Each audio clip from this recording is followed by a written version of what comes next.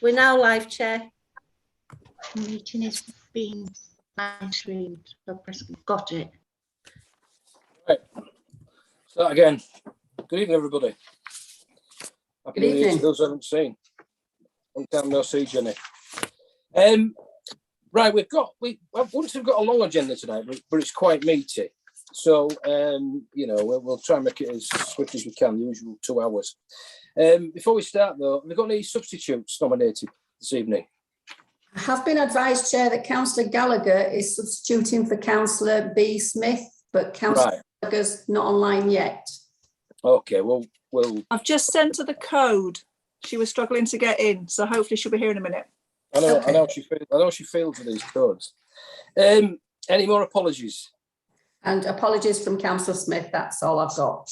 Right. Okay. As far as I'm aware, the public can be admitted. There's nothing particularly secret about any of it. I don't know if I've got any public. Can we just go through the minutes of the last meeting? Rather than go through it all, and if we've got any problems with it, or should be happy with it, can we approve it? Thanks, Dave. Seconder.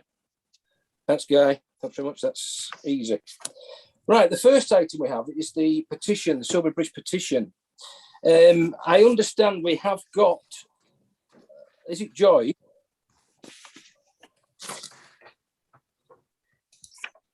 Yes, it is, Chair. It is Joy. Anybody else? Well, what we'll do is then, if we get, sorry, I've got screens everywhere here. If we can get Joy to propose a petition. Is everybody familiar with it? We all had time to read it. Right, okay. I'll just pull it up. Sorry, Joe, I've got to work on 2 screens here. I can't wait to get back at a proper desk. So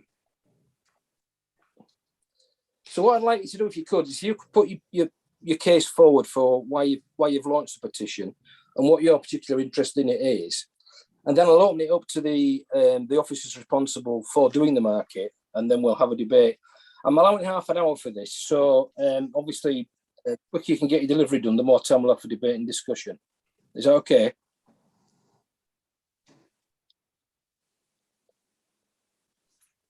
Are you there? You're on mute. Can you hear me now? Yes, can hear you now. Yeah. Do you want? Can you hear me? Yeah, I can hear you. Can everybody hear you? Right. Yeah. Right, yeah. If you want to put your case forward for this, I'm allowing half an hour for it. Are you still there? Can you hear me? I am. Yeah.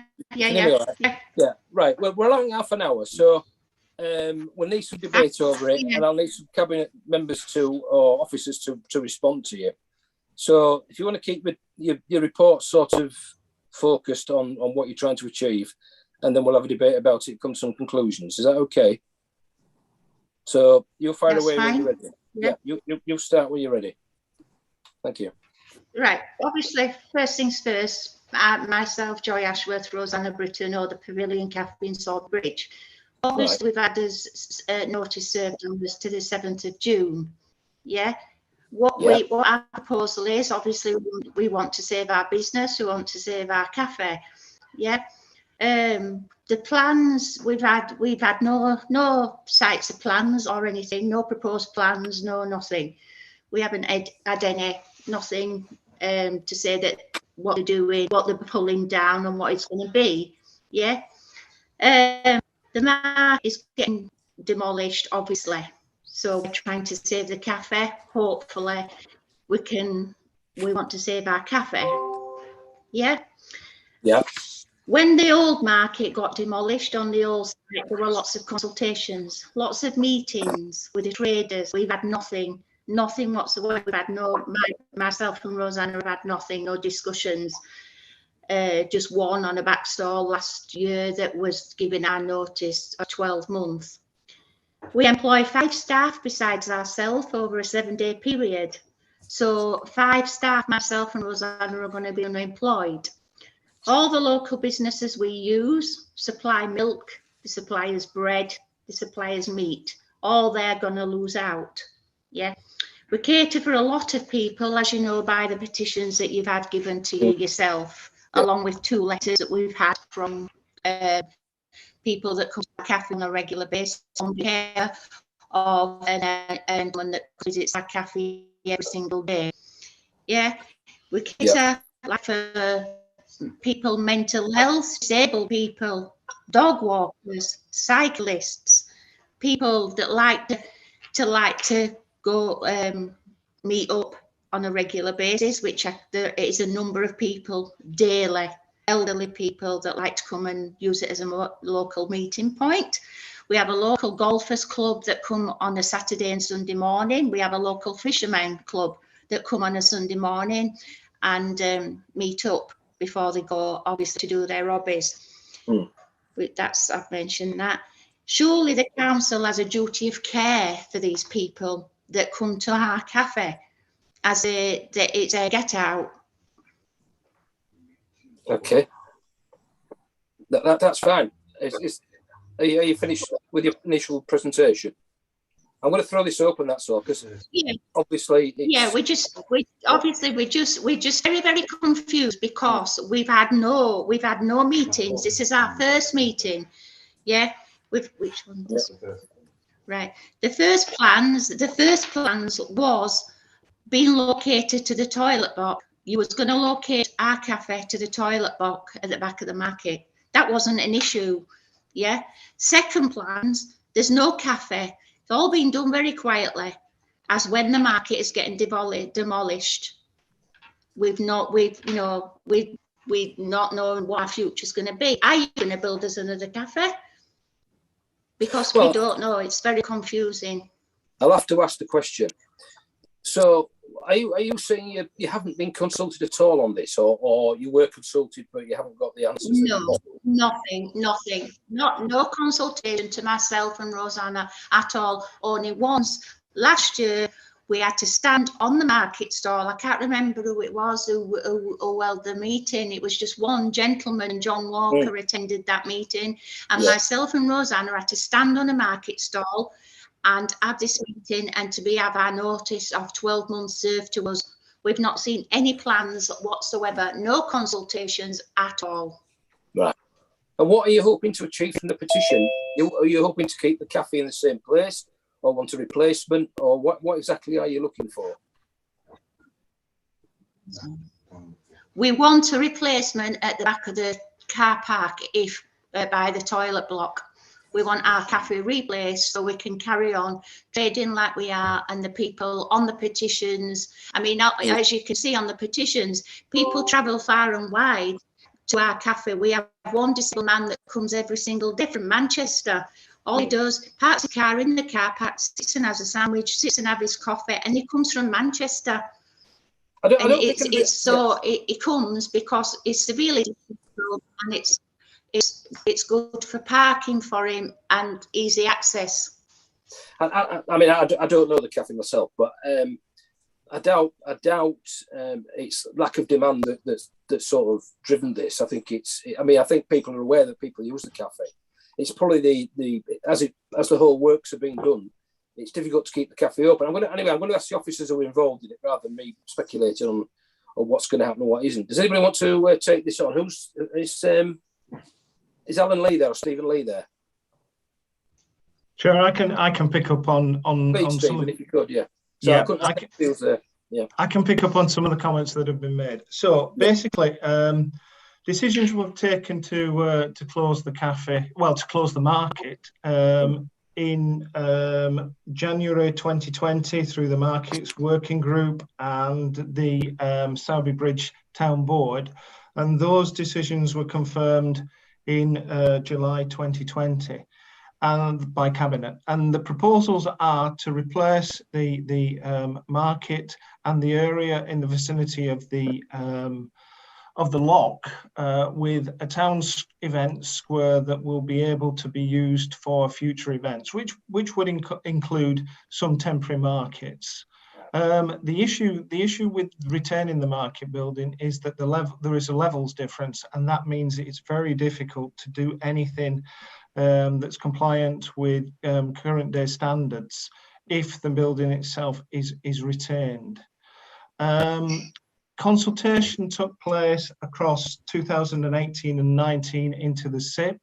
Now, the SIP is the Corridor Improvement Programme, and the Corridor Improvement Programme is improvements along the A58 and unconnected, but the A646 as well.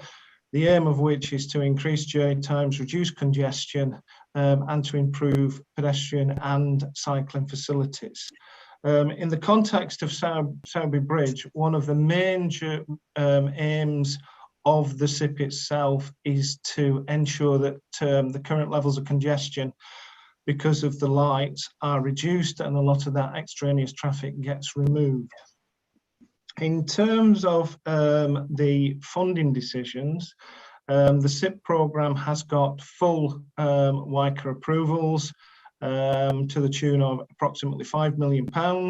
So the scheme itself is valued at 5 million, and then there are additional Heritage England schemes that will improve shop frontages and the overall demeanour of Sowerby Bridge and retain the heritage itself. So basically, we're trying to make Sowerby Bridge a much better place, and unfortunately, the market itself presents a particular problem. There are issues with the viability of the market, in as much as it is costing more to run than it's actually achieving in terms of income. The market itself has declined over recent years, I understand, and basically that's the proposition that's been voted on by Cabinet and been approved by Cabinet and by default by Council. I don't understand why the petitioner hasn't received notice of this as part of the statutory process, and I'm sure that Mr. Seaman, who's also present, will be able to advise on, is the planning approval for the demolition, during which time there was a statutory consultation, and that was granted in August 2020. And aside from that, the petitioner and all the other market traders were served with notice to quit, I understand, in June 2021. So this is not something new or something that's been done via any back doors. There's a long history of consultation, and there is a long history of presenting the proposals to the residents of Sowerby Bridge and to the businesses that have engaged with us. Yeah, well, thanks for that. I mean, obviously, I was going to ask about the consultation because that's obviously a point that's been made. Joy, I'm just a bit surprised that you weren't aware. Were you aware that the market was being demolished? No, the market, but the local businesses surrounding the cafe and Sowerby Bridge don't even know that it's being pulled down. None of the businesses around know that it is coming down. Yeah. On the first plans, apparently there was plans to build a cafe at the back. So where's them plans disappeared to? Where have they gone? Well, Where have they gone? We didn't even see the first plan, but the first plans was a cafe to be built at the back. The second plans, the cafe's disappeared. Right. So that's what you're saying. You're saying originally it was a cafe, now there isn't. I mean, I don't know because I haven't seen the plans, but Yeah. Right. There were a cafe on the first plans. On the second plans, there's no cafe. It's disappeared. Does anybody take this on from? Excuse me. Does anybody else want to comment on the change in the plans, and was it consulted on? Is there anybody can deal with that? Steve, can you deal with that, or is it somebody else's area? I mean, I'm asking the question. I don't know the answer. I think Councillor Scullion's trying to attract your attention, Chair. Who is? Councillor Scullion. I can't see you. Apologies, Chair. I can't find my hand to indicate. No, I can't. I've only got, I've only got a screen with 12 on, so I can't see anybody else. Right. So you have to shout or something. Yeah. My apologies, and I'm really sorry if Ms. Ashworth hasn't had the consultation which she should have done. There is, of course, there's always a history here, and quite a long history, and myself and some of the other officers have come into it a bit late in the day. But there are two separate projects here which have an interaction with each other. One, as Stephen rightly says, is the Corridor Improvement Programme. which is intended to try and reduce the impact of traffic in Sorby Bridge, because as we know, the town is very much severed by the amount of traffic it gets in through Ripponden into Sorby Bridge.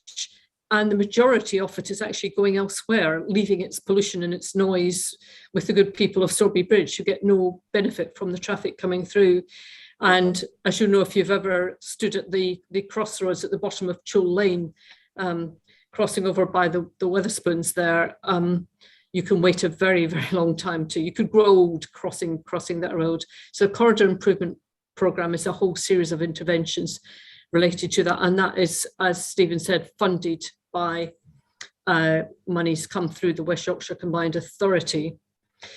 I think that, and somebody who knows more will correct me if I've got this wrong, that the Sorby Bridge Town Board, which has some money, small amounts of money, to look at initiatives in terms of improving the town, improving the vibrancy of the town, also has got a whole series of projects that are engaged in looking at different kinds of things that could be done to improve the vibrancy and having a thriving town.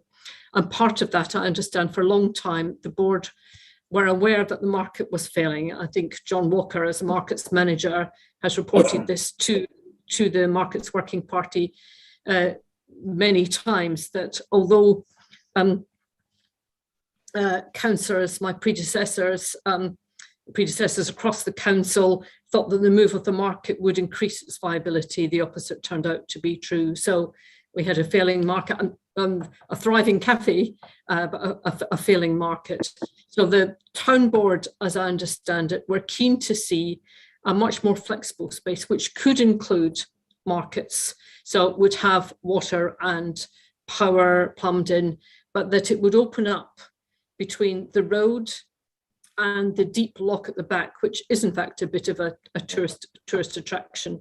I think it's one of the deepest locks in the country, and it's staffed by volunteers, and a number of people do visit it, and there's parking, etc. There's also an old public toilet block at the back there, which Mrs. Ashworth referred to, where the town board have been looking at the possibility of that being turned into a cafe, serving from a hatch with seats outside, rather like the current arrangement. But I think what's been very difficult to do is to put together a big road programme and a much smaller town board programme with different aspects to it, and also looking at the funding and the planning permissions and the design for that. And those two things haven't quite come together. But it may be that one of the ward councillors or Richard Seaman, who's worked with the town board, will be able to throw some light on some of those, or indeed Alan Lee in terms of the market aspects, Chair. And apologies, I really cannot find my hand at the moment. My apologies. No, don't worry. I think the thing is here, I mean, I don't know this, but apparently there was going to be a cafe, then there wasn't going to be a cafe. I think at the end of the day, what we're looking at here is there going to be a cafe after the rebuild or not? Because if there is, because we could sort of build something in about restarting it when the works are done. So, we need to know what the proposals are in terms of capital provision, I think, to see if there's going to be some continuity or not. I don't know if you can answer that, Jane, or whether it's down to somebody else. I think Richard has got his hand up. My understanding is the town square does not have any provision for a fixed cafe. Right. The discussions are going on with CAFM and with others about the possibility of having a cafe, but that is not immediate, and there are no designs as yet. Yeah. Richard may know more. Thank you, Chair. Yes. I couldn't see your hand up because it's not, the screen's not, there aren't enough gaps on the screen to see everybody.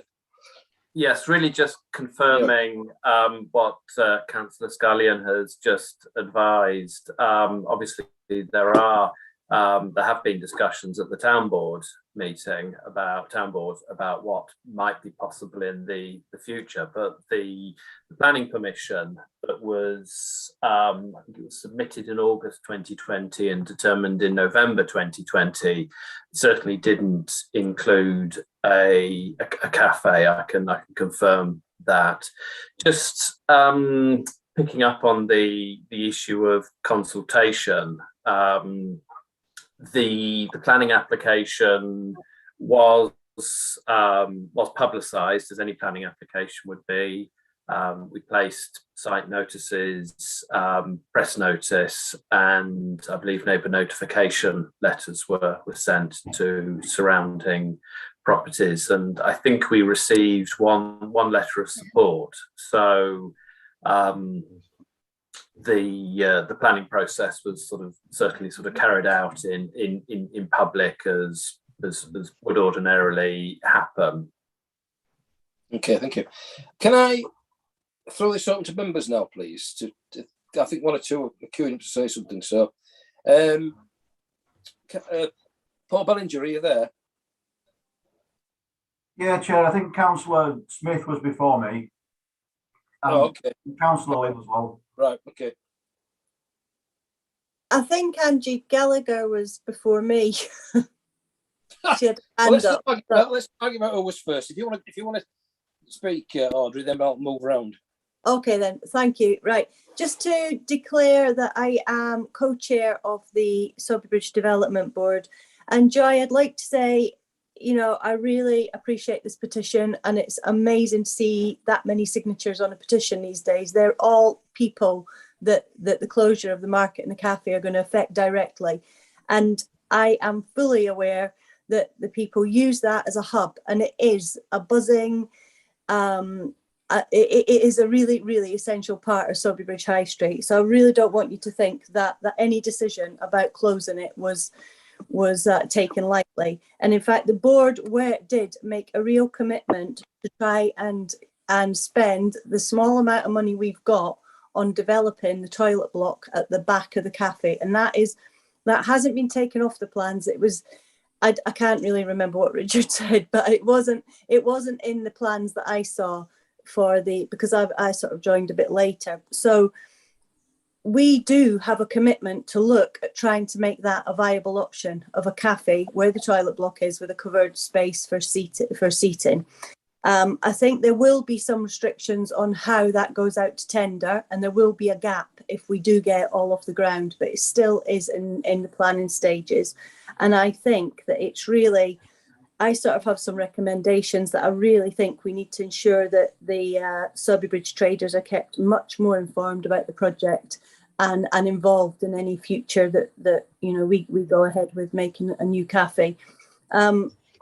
I think we have already started, but I would like also to recommend that we work with Sowerby Bridge Development Board to consider ways in which the cafe might be retained. And we've had the commitment from the deputy from Regeneration and Strategy.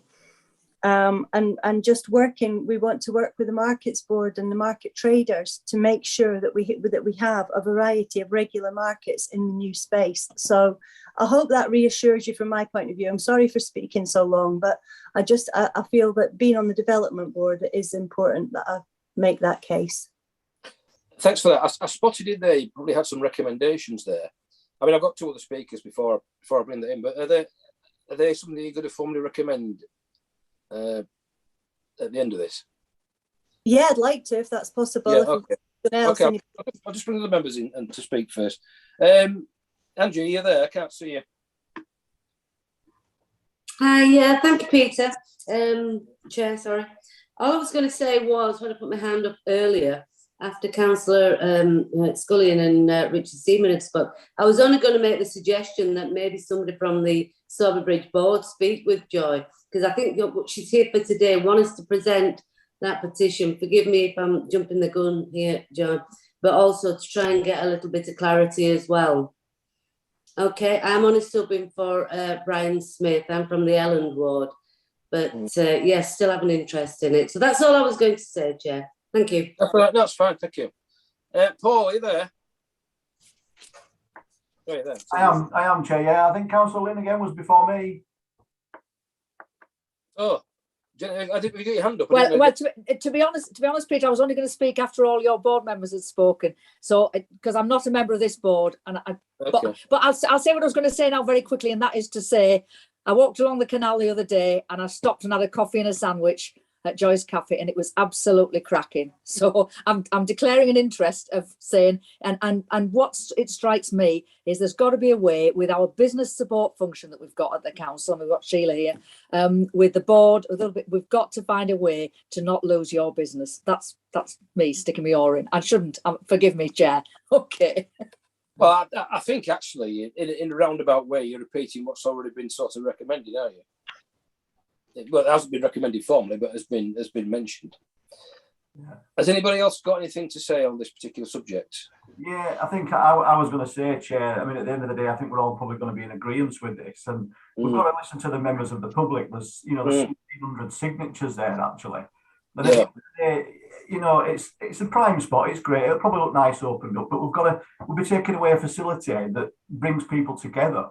And I've driven past that many times, and that little cafe is actually quite busy, and a lot of people like to meet outside there first before going on elsewhere to do the shopping. So at the end of the day, we don't want to be taking something away that's going to have an impact on the economy of Sowerby Bridge. We want to ensure that the economy is vibrant, and we want to ensure that continues by having this cafe. Right. So we all recognise the need to revamp the area, to reinvest in it and refurbish it, but we want to protect the cafe as well in some way, shape, or form. Is that a consensus around the room? I think, yeah. So, shall we go back to your sort of recommendations? Do you want to say anything else, Joe, before we go to recommendations? No, I get the gist of obviously from people that spoke of our cafe. Pardon? You're cracking up a bit, I'm afraid. Yeah, you're breaking up here.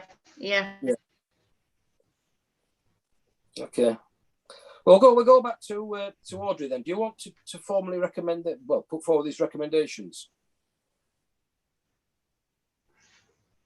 Yeah, that would be great. If I put them in the chat, is that okay? Yeah. Right. Easy, so we can read them. I'll read them first. Yeah.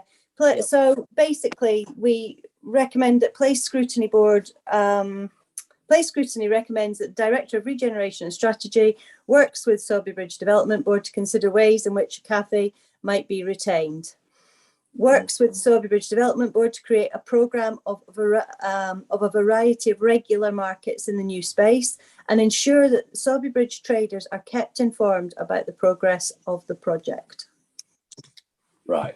Okay. Is anybody in agreement with those? Sorry, Chair. Before we get carried away, Councillor Stephanie Clark wanted to come in, and I've got a very small point to make myself. Oh, sorry, I can't see hands on here. Stephanie, sorry, I can't see you. You have to shout at me. That's all right. Thank you, Chair. I'm just looking at the planning application, and as Jane says, there's nothing on the actual plan for a sort of permanent cafe. However, there is a preliminary sketch of the cafe, which is next to the toilet block. So that is on the planning application that was put in on, when was it, August 2020. I'm just saying that there is already an idea there. It's not totally forgotten. Okay, thank you. Regan, did you want to speak? Yeah, thank you. I think, yeah, with Audrey's suggestion, I think it's something that we can probably all get behind without wanting to second guess anybody, but we can all get behind these suggestions. However, I think the point does need to be made that any process involving tender for any potential cafe on an ongoing basis needs to recognise first and foremost that this is Joy's business that we're talking about here, and the people that she employs. And that a tendering process, I think, really out of a sense of decency on the part of the council, needs to be giving Joy first dibs on taking that business, taking that space on. Well, yeah, I mean, I suppose the recommendations don't name anything in particular, do they? They just say continuation of the cafe. Yeah, it doesn't say as to who runs that business, though. But no, you're right, it doesn't. I mean, I don't know if we can be specific about that in the recommendation, though, can we? Don't know. I mean, it just strikes me, and following on from Jenny's feedback, that Joy's onto a bit of a winner at the moment, the way that she organises things and has our cafe running. I mean, what these recommendations do is really require the council to talk to the cafe owners with a view to returning, or rather restoring, or providing some continuity to the business. Well, there might be a break in it, obviously, but you know, a future for it. I mean, are you sort of supportive of these recommendations, Joy, as you've heard them? Yes. You are very much. Yeah. Right. Yeah. So yeah. Are we happy as a board to formally vote on these? Excuse me, Chair. Sheila, sorry. got the hands up. Yeah, Hello. sorry, Chair. There are a couple of people still with their hands up there. Yeah, sorry, well, I can't. Somebody get back in the office. Better. Who's got the You've hand got up? Richard Seaman and Sheila. Yeah, want right, to come okay. in. Richard.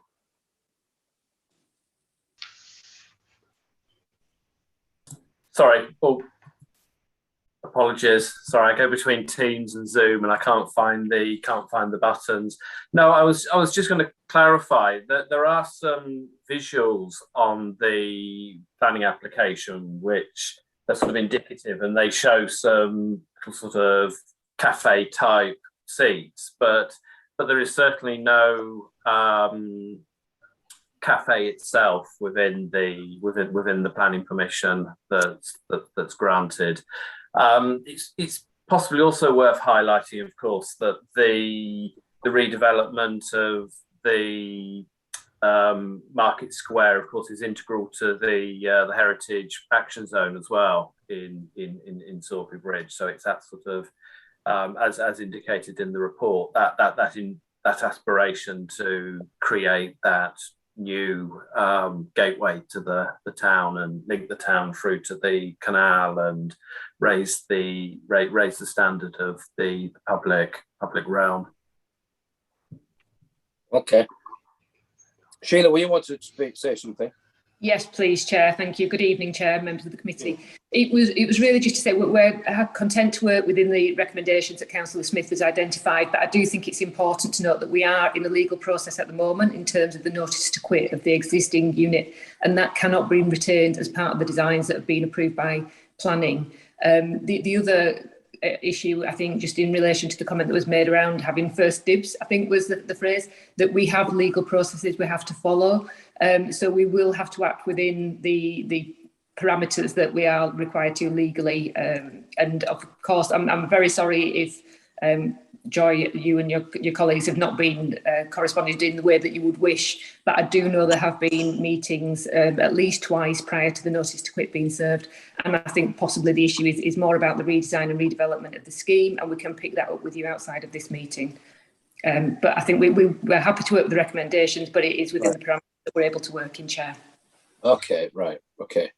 Before I go back to recommendations for the third time, is anybody hiding there with a hand up that I've not seen? No?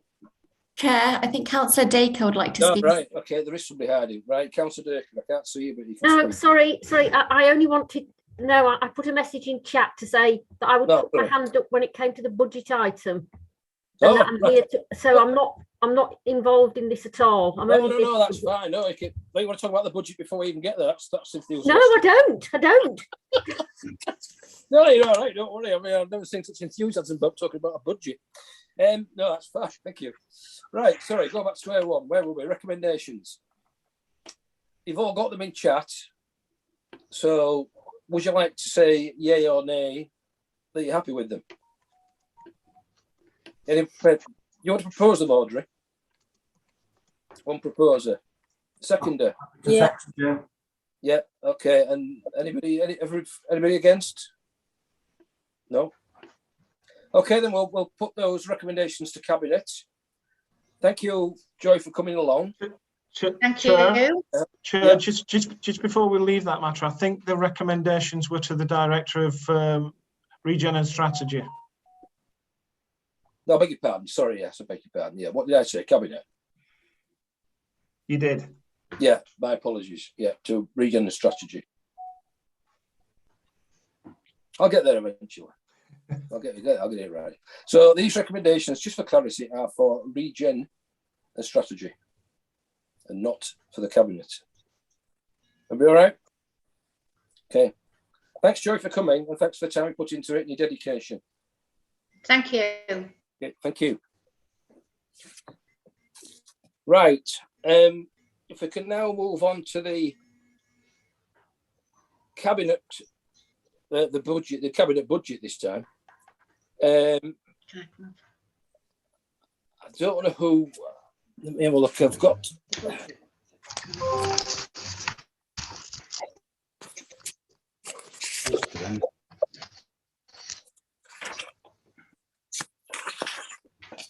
What I suggest we do is the cabinet members. Do you want to take us through it? I think what we'd probably better off doing is actually focusing on the ones that.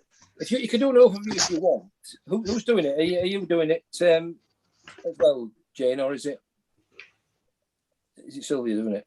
Sylvia. Right. Do you want to run us through it? I mean, I don't think because it's going to Budget Council, we're going to have a full debate on it. So, whilst I don't mind a bit of an overview, do you want to just focus on the ones that apply to this particular, economy, environment, or place scrutiny? Oh, right. Well, I have to confess I hadn't prepared for doing that. I will here want to answer any questions anybody has, because the document comes under my portfolio. There were three quick things I just wanted to say about the budget, and then I'll just, so very quickly, when you're looking at it, please remember it's a 3-year budget. So although there's a lot of uncertainty around, we felt it was important to plan as much as we could. And you'll see if you look at the second and third year, there's a forecast for deficits there. So we had to look at not just about thinking about this year, but thinking what we needed to do for cuts that might not come into effect until years 2 and 3. So it's all very tricky, but prudent to take those decisions. So also just to say that the position is an awful lot better than it looked like it was going to be when we first started as a cabinet thinking about this. The government funding that came in at the end of the year has meant that we're now able to about stagger in at a break-even budget. The difficulty is it literally does just break us even, and if we want to have any investment at all, it means cuts have to be looked for elsewhere, and that applies to anything that anybody might think about wanting to do. Also, and it's obviously after all these years of cuts, scope for further cuts is very, very limited. And just finally to say that the increased in core spending power that the government announced assumed that all councils were going to raise council tax, and therefore we've effectively had to. But it's a decision we took with very heavy heart, because we know that things are difficult for people. They could get more difficult for some people next year. And we also, for that reason, we decided it was absolutely imperative that we left the council tax reduction scheme in place to protect those families who might be struggling, the poorest of those families who might be struggling. But we appreciate it is very difficult for our residents. In terms of this board, part of the problem I have is it's almost quite difficult to see which are some of the things that would fall under this. But I think if we look at the obvious cut that you might perhaps home in, the obvious saving that we're trying to make that you might notice, which is in relation to increasing bereavement service fees. I'd just like to speak very briefly to that, to say that again, it's a decision that we thought very hard before taking, because it's obviously a very difficult time for people, but we are very limited in where we can cut. And we also took into account the fact that there are funds available that are set out in the documents for the poorest people to help them with those. And also that we don't charge for bereavement fees for the very youngest of children. I'm not quite sure what the age it goes up to, but certainly for the youngest children, there is no fee at all. So there's obviously no question of increasing that. We've also, obviously, of course, the other big issue, and I think probably Jenny might want to say something about this, but it's waste. And that's one of the investment proposals that, in effect, during the year, we had to take. Everybody knows what a struggle it's been recently with the difficulties over drivers. and the fact that they've been poached to go elsewhere, and that we've really been struggling, or Suez have really been struggling to maintain the service. So after some very hard negotiations with Suez, it was agreed that we would pay more money to enable them to increase the wages of the drivers, in the hope that this will at least ameliorate the difficulties that we're experiencing. And so I'm sure that everybody gets frustrated with what's happening. So I'm sure people will appreciate why we felt that that was an absolutely imperative decision. Then I assume planning comes under this board as well. Yeah, it does. Yeah. In relation to planning, again, it's an area where there's been a lot of dissatisfaction. We all know about it, and we all know that there's been the peer review of planning, and that as a result of that, we felt it was again imperative that we invested in the planning system, not only because obviously we're experiencing delays in applications, we're experiencing difficulties in enforcement, none of which is satisfactory for people, but also we've got potentially the local plan to implement, and that's going to be hugely important, and it needs proper resources. So again, you'll see in the investment proposals, proposals for more staff to be taken on, and also work to be done in relation to an IT system to make it all work better, and some one-off schemes, plans that need to be worked up. So I think there are some investment proposals in there which we hope will make a difference to the lives of people every day in Calderdale, not just Todmorden. But as I say, they have had to be paid for, and that has unfortunately, for instance, meant the cut in the increase in the bereavement fees. I don't know whether IT comes under this board. Yeah, it does. Yeah. Okay. Yeah. Again, you'll know probably from council meetings that that's in my portfolio, and I am absolutely imperative that we had the cybersecurity strengthened. It's not something that you might see every day, but if our system gets hijacked by a phishing expedition, then we are in big trouble. Councils where it's happened, it's been really, really difficult to recover from, and pretty disastrous for their residents, because we simply cannot interact with them any longer without the internet. So that's absolutely crucial. You as members will have experienced difficulties occasionally in your IT, and you'll want to get help from the service desk, and we know that they're struggling to keep on top of things. So again, we need investment there. But also there's a need for investment in the business systems that we run as a council, that we develop, which again, you don't see those systems, but they are necessary for all sorts of things that the council does, where we interact with people all the time in terms of business and benefits, all sorts of things, and they're becoming old. We need to replace them. So again, utterly imperative that there is some investment in that. And I think that's probably everything in this that's covered by this board. Or have I missed something? No, I think I think you got most of it. That's very well summarised, and thanks very much for being precise. Does anybody else want to speak on this before I invite members to speak? I'll open it. Jane, do you want to say anything, or are you happy with what's been presented? Yeah, you're okay. I'm not trying to force you to. I don't want to miss you out like I did last time, because I can see you now. Anybody who I can't see got their hand up? Right, okay, I'll throw it over to members then. Anybody got any comments they want to make? Paul? I have a comment, please, Chair. Yeah, right. Okay. I'll do panel members first, Steve, and then I'll come to you. Yes, after the panel, yeah. Right.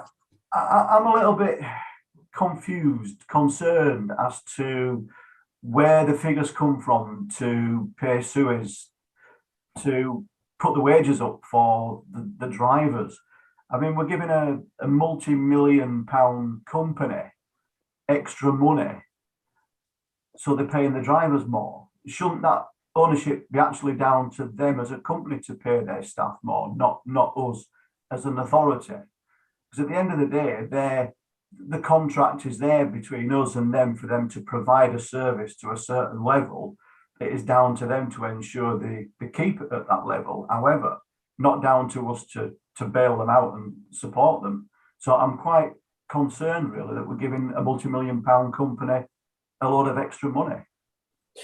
Yeah, but I think that's a fair point. I mean, really, I somebody else can answer this after me, but I guess it's because when the original contract was negotiated, it was based on different circumstances. I don't know, but I mean, just adding to that, I think my question would be: there's an amount in there to pay the drivers more, but it doesn't say. I can't. Well, unless I missed it. It doesn't say how many drivers they've already got. So how much more this is going to pay them and how many more it's going to recruit. So is it just to pay more or is it to recruit more? So I don't know if anybody can take that question, and plus what Paul's already raised. Jenny, can you deal with that, please? Yes, thank you very much, and thanks for the question, Paul. Yeah. The basic situation that we have is that Suez have had a contract to deliver waste and recycling services with us since I think 2016. So it's over six years. In fact, the contract will come to an end in 2024, and we're in the process of considering what the future shape of the service might be, and whether it will be, it'll obviously be out to tender or whether it will be taken in-house and so on and so forth. So that's underway. That process is underway as we speak. But the problem that we've got is, and it's been very well publicised, is that partly as a result of the pandemic and as a result of Brexit, as a result of all sorts of things, there is a shortage of 100,000 drivers, both van drivers and HGV drivers across the country. It's been exacerbated by the increase in online shopping and all the rest of it. And you can get there's much easier ways to earn your money than actually driving our recycling vehicles and our big heavy bin wagons around. As a result of that, we should have 40 drivers. Suez should have 40 drivers. And at one point we were down to probably a little over 30. I think it was 32. I'm pleased to say that as a result of the negotiations which have been led for us particularly by Zora, we were able to come to an arrangement whereby it became possible to actually ensure that we were going to be able to make a better offer to drivers. Suez were going to be able to make a better offer to drivers, and that would actually improve the situation. And I'm glad to say that we're now in a situation where there's a couple more drivers been recruited. Despite COVID and despite all the absences, the service, we think by February, is probably going to get back on track. So just to be very clear, Paul, we are not giving any money to a multi-million-pound company. What we are doing is enabling them to offer more money that will ensure that we do not hemorrhage any more drivers. Otherwise, we're going to really be in a very difficult situation with our waste and recycling contract. So it's not about contributing to the vehicle's profits, it's about retaining the drivers. Thank you. Can I come back on that, Chair? Yeah. Do you not envisage a knock-on effect with the collectors? If the drivers are getting paid another £2 an hour to sit in a nice warm cab and drive around, and the poor guys that's actually picking up the waste at the side of the road in the rain are getting less than the drivers, do you think that might go down well? I think it might have a bit of a knock-on effect there as well and lose some of them. No, I don't. And I've, to be perfectly honest with you, Paul, I don't micromanage the contract with Suez. All I do is try, as public services and communities, to keep an oversight or to ensure that we can keep the service going. And I can assure you that we've got excellent client-side managers in public services, Martin Winter and Jill, who do a really good job of actually ensuring that all of the difficulties that we've got and that people experience are passed on to them. And yeah, there are issues about differentials, you're quite right, but I don't think we've got time to go into it here. But all I can do is assure you that the issue about differentials is being managed. Thank you. Thank you. I've got two more hands up. Just before that, I think what I was asking, which is partly what Paul was asking, was what is the 150? Is that 75 grand each for 2 new drivers, or is it more for each one? And just roughly how is it calculated? Can anybody answer that one? It's 150,000 for the next 3 years. Sorry, Chair, do you want me to come in at this point? Yeah, sorry, do it. Yeah, please. Yeah. Okay.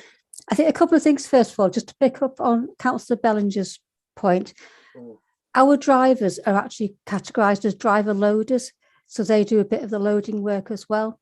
And as part of this exercise, what we have done is we've, through sewers, have opened it up to any loaders who actually want to train as HGV drivers, so they can actually get that license and then move into the driving seat, so to speak. And I'm delighted to say that 4 loaders, I believe, up to the current date, have actually said yes and put their hand up for that one. So that's really positive. In terms of the 150,000 over the next 3 years, basically over the course of the budget, but that's actually to the drivers and the supervisor. I think it's 40 staff in total, although there are some vacancies there at the moment. So it's not just for new drivers, it's about making sure that the hourly rate that's paid to all of the HGV and associated tasks are paid at a market rent, so that we can actually compete with the competition in the Calderdale area to make sure we can retain our drivers and carry on delivering the service in Calderdale. That's what it's about. Okay. Can anybody address my question about how it's 150 is calculated? It's based on the hourly rate of the drivers, and what we've looked at, we've done an assessment of all the rates of pay across both the West Yorkshire and the closest Manchester, part of the Greater Manchester contract. We've looked at the hourly rates going across there. We've looked at the sewers rates across the country. And on that basis, we've calculated what we believe is a fair rate of pay for Calderdale, which is competitive but not excessive. What I don't want to do at this point, Councillor, is give details of that rate of pay, because that would be unfair to the actual drivers, because that information is confidential to them. No, it was mainly how it was structured rather than the actual, that Joe Bloggs is getting an extra £5 a week. It wasn't really that as specific as that, but it's just an amount, and you kind of look at it and you think, well, how does that you've gone down from 40 to 30 drivers, how does that suddenly bridge the gap of 10 drivers? That was all in a nutshell what I was getting at, but you've kind of answered it in a way. Did somebody else have a question? I can't see everybody, so has everybody got their hand up? Or shall I? Councillor Smith had her hand up, Chair. Audrey, sorry, I can't see your hand. Thanks, Chair. I suppose I suppose I really want to know what the equality impact assessment is on this, because we all know that the pool of drivers is sort of averaging an age of 55, white and male, and there is some suggestion that if we broadened out the the pool of drivers to include women and people from different backgrounds, it would probably help with the supply. So I wondered what's being done about that, because as far as I know, the workforce that I see is predominantly male and white. Did you want to say that on, Zora? Or? That's a difficult one to answer, Councillor. And I think in terms of the recruitment that sewers have gone through, it's open to anybody to apply. But I think realistically, it's an arduous task. And I think, the work that the crews actually do is just phenomenal. It's manual, it's heavy work, it's tiring work, it's work in hot weathers, it's work in freezing weathers. So it's not attractive to everybody to actually apply for that type of work.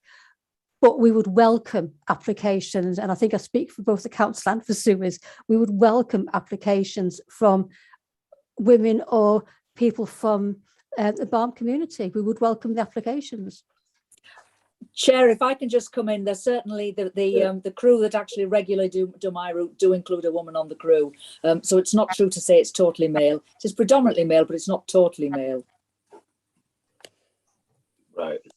Okay. My round is. Well, can I just come back? I do think, I mean, we know it's arduous, but people are doing, washing in car washes and things like that. And I think, and that's predominantly people from the BAME communities. I would guess though, when the applications are received for HGV drivers, there's no exclusion, is there? It's just a case of they don't apply, rather than you can't do it if you're a woman. It's more or less we don't want to do it. I don't know. I'm guessing, but I can't imagine a big demand. But no, it's a fair question, I suppose. Anybody else got their hand up? I can't see. If not, I'll go to. I've got my hand up, Pete. Oh, thanks, Ray. I can't see it. Sorry. Yeah, thanks, Chair. Right away. Yeah, I'm going to move on from waste collection. I could talk a little bit more about it to help Audrey perhaps understand, maybe a little, but not much. Anyway, moving on. It's a question I think either for you, Sylvia, or maybe one of the officers. It's we've got a bit of an issue with inflation at the moment. Now I'm not very good with numbers. I don't tend to comment much when it comes to budgeting. As a consequence, I'm not wired that way, but it looks to me, as far as I can make out, we're looking at a 2.99% increase in total in the council tax bill as it lands on the doormats. However, inflation, I think, is currently 5%, with the risk of it going up to 7%. Now, does this risk knocking the numbers out badly as far as it goes? Because looking at the first 2 years of this budget and the next one, you're looking at only a marginal deficit of about 80-odd-ish thousand pounds a year, which quite impressive actually in a lot of respects. If inflation kicks in, that's going to cause a little bit of damage in terms of what you're hoping to receive revenue-wise against outcomes by the end of the financial year. I mean, would you be able to offer any particular insight as to how that's going to more or less give you still a balanced budget by the end of, say, the next financial year?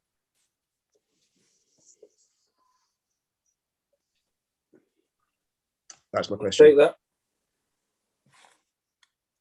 It's Councillor Dacre is indicating, I think. Well, I think Councillor Scullion put her hand up first if she wants to go. All right, okay.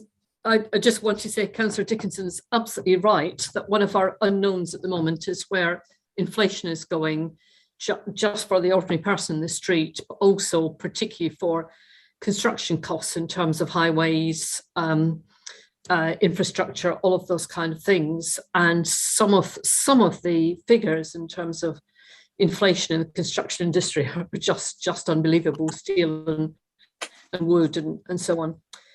But in terms of how we are managing that, I mean, one of the things we are doing is the whole energy environmental stuff that we're doing in terms of trying to reduce our energy consumption to try and reduce the impact of the energy bills on the overall council budget. So, you know, that work continues apace because it will, things like the LED of the lighting columns, that's already paying dividends in terms of what we're saving in terms of energy. So we're doing quite a lot of that.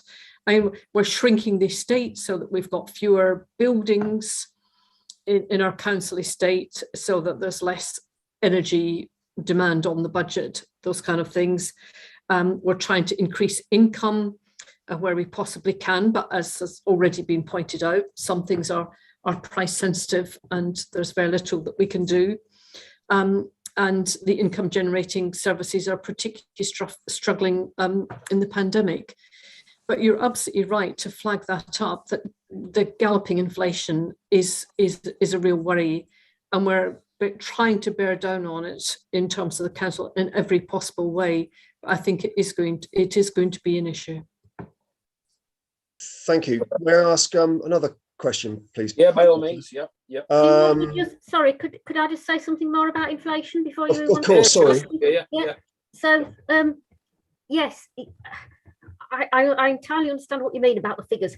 But there was provision in the original MTFS for some inflation. But what I think is, according to my iPad, page 10 of 67 of the budget consultation document is where it sets out what additional provision has been made to take account of the fact that inflation in pay, in gas and electricity prices and other contracts. So there's been extra provision built in to try to take account of those. Now, that isn't to say that we might still not have underestimated it, but there has been an effort to recognise that the inflation outlook is worse than it was when we first did the MTFS. Thanks. Okay, thank you. Yeah, thank you for that, Sylvia. My second question relates to this is kind of on the hoof. It was actually prompted by one of Jane's questions, responses about reducing the size of our estate. It seems as though our in-house development company is pretty much moribund. It came up at the discussion with regard to the Claremont patch, which was agreed to be sold to Together Housing, that they would be able to respond more quickly and effectively than our own in-house company at developing that plot. And I presume that would therefore apply to other opportunities with regard to the offloading our estate. I'm just wondering if perhaps this is a moribund company and that any cost associated with it could be released by winding it up. Who wants to take that one? Chair, shall I respond to that? Yeah, we will definitely be bringing to this scrutiny committee a report on Weave, and I think we've got finally a meeting with the detail of the explorations that have been happening with that company. The Horley Green site, I understand, was a very long-standing part of that joint venture with Together Housing. And we don't know yet, because the site investigations haven't happened yet, whether that indeed will be proceeding. So I think it's unfair to say that they were quicker off the block than Weave. But we will actually be bringing to members further information about the Weave company. I don't know if the director wants adding to that. Thanks, Councillor Scully. And am I all right to just contribute, Chair? Yeah, by all means, please. Thank you very much, yeah. Just to Jane, sorry, Councillor Scullion has just set out the reason that the site at Horley Green was actually part of the Calderdale Together Housing Investment Partnership. But actually that we are doing a review of Weave Homes, and one of the constraints that Weave has experienced is that when the company was established, the development company, it was only allocated 3 sites from the council, and there was no mechanism for alternative sites to be substituted. As those sites have been investigated, it has proved that they were not viable for the company to take forward. So work has been undertaken to look at what we can do with those sites now, who's best placed to deliver them, take them forward if possible, if they are deliverable. And also looking at whether or not there is a need to look at the business model for Weave to make sure that it is more adaptable and flexible. There's been a lot of work done through government around the use of housing companies and delivery companies, and there are benefits, but you do need to be established in the right way to be agile and able to access the resources that you need. So as Councillor Scullina said, we will bring that work back in the near future. Okay, thank you. Yeah, I'm going to say that there's been an awful lot of meetings cancelled. I mean, I'm on the Weave board, but I bet I've been to a meeting for 18 months because I don't think we've been in it. So it will be nice to see it resurrected and doing its job. Any more members want to ask questions? And you have to shout because I can't necessarily see your hand up. If not, I'll go to Councillor Lee. Could I ask? Yeah. Sorry. Sorry, Audrey. Could I just ask? It was prompted by what Jane Scullion was saying about the disposal of assets, and I know that, you know, reducing the estate, and I just wondered, is there an update on how the future council plans are going, you know, about, you know, income of disposal of assets and how that's sort of saving us money? Have we got anything on that? Chair, I think Councillor Lynn will be able to update us on that, but work does progress on those proposals that were agreed at Cabinet. Do you want to take that, Jenny, or do you want to just... Yes, just very briefly, because I'm conscious of your time constraints. Yes, the Future Council did involve the disposal of a number of buildings, which were surplus to requirements, including some of the libraries, for example, and a couple of museums. The proposals went to Cabinet some time ago that the expressions of interest which had been received for a number of those buildings should be allowed to proceed to business plan. And in fact, I think tomorrow is the deadline when we're anticipating receipt of a number of those business plans, which should form the basis for the community asset transfer of that. In the instant, there were a couple of buildings which actually where there was no no group wished to come forward with a community asset transfer bid under the government's legislation for that purpose, and so those will be those will be disposed of, but as far as I know have not yet been disposed of. I hope that helps. Does that answer your question, Audrey? You want to pursue that, or are you happy with that? No, I think that's fine. Thanks, Jenny. Yeah, thanks. It's a good question though. Councillor Lee. Steve. Thank you, Chair.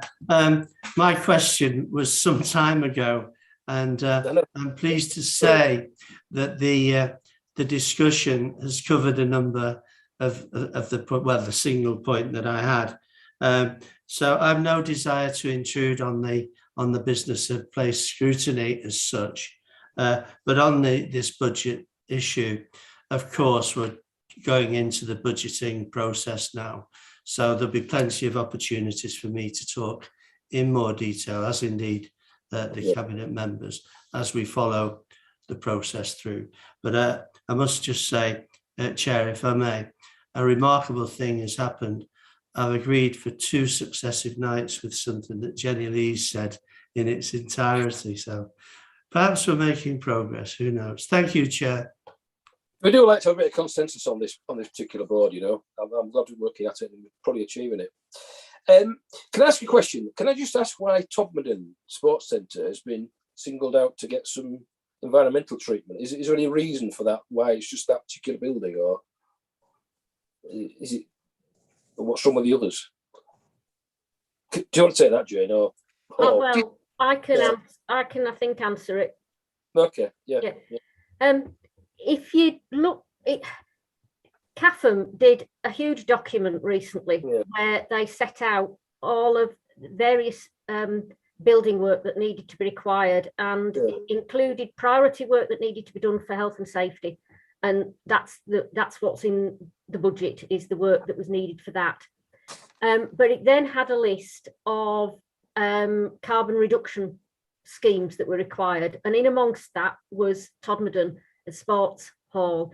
Now there's an opportunity to make a bid for another government fund to do that, to do that work. But when CAFM assessed all of those projects in that list of carbon reduction schemes, Todmorden was the one that scored highest. So that's why it went forward rather than anything else. And of course, then it's got put in as, you'll notice perhaps at the last cabinet meeting, we approved that to go forward. So that's the reason. It's not special treatment.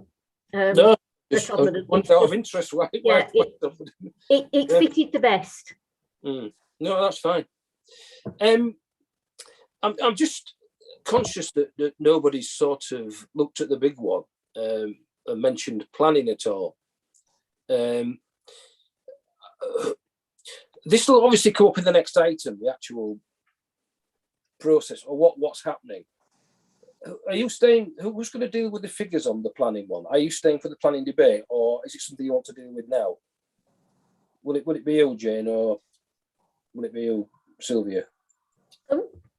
We will call upon the assistance of officers in terms of some of the detail, but you're absolutely right. There is an investment, a growth item in that budget relating to the planning, and if we may, Chair, we'll try and just set the context in relation to that and take questions on the finance at that point. Right, is everybody okay that if we discuss the planning aspect of it at the next item rather than doing it twice? It's going to, all right, okay, that's fine. Thanks for that. Just want to check before, in case anybody had some burning desire to question it. Has anybody got any more questions on the budget? I can't see anything in the chat. So can I assume everybody's not happy with the budget, but everybody's had said what they want to say? Okay.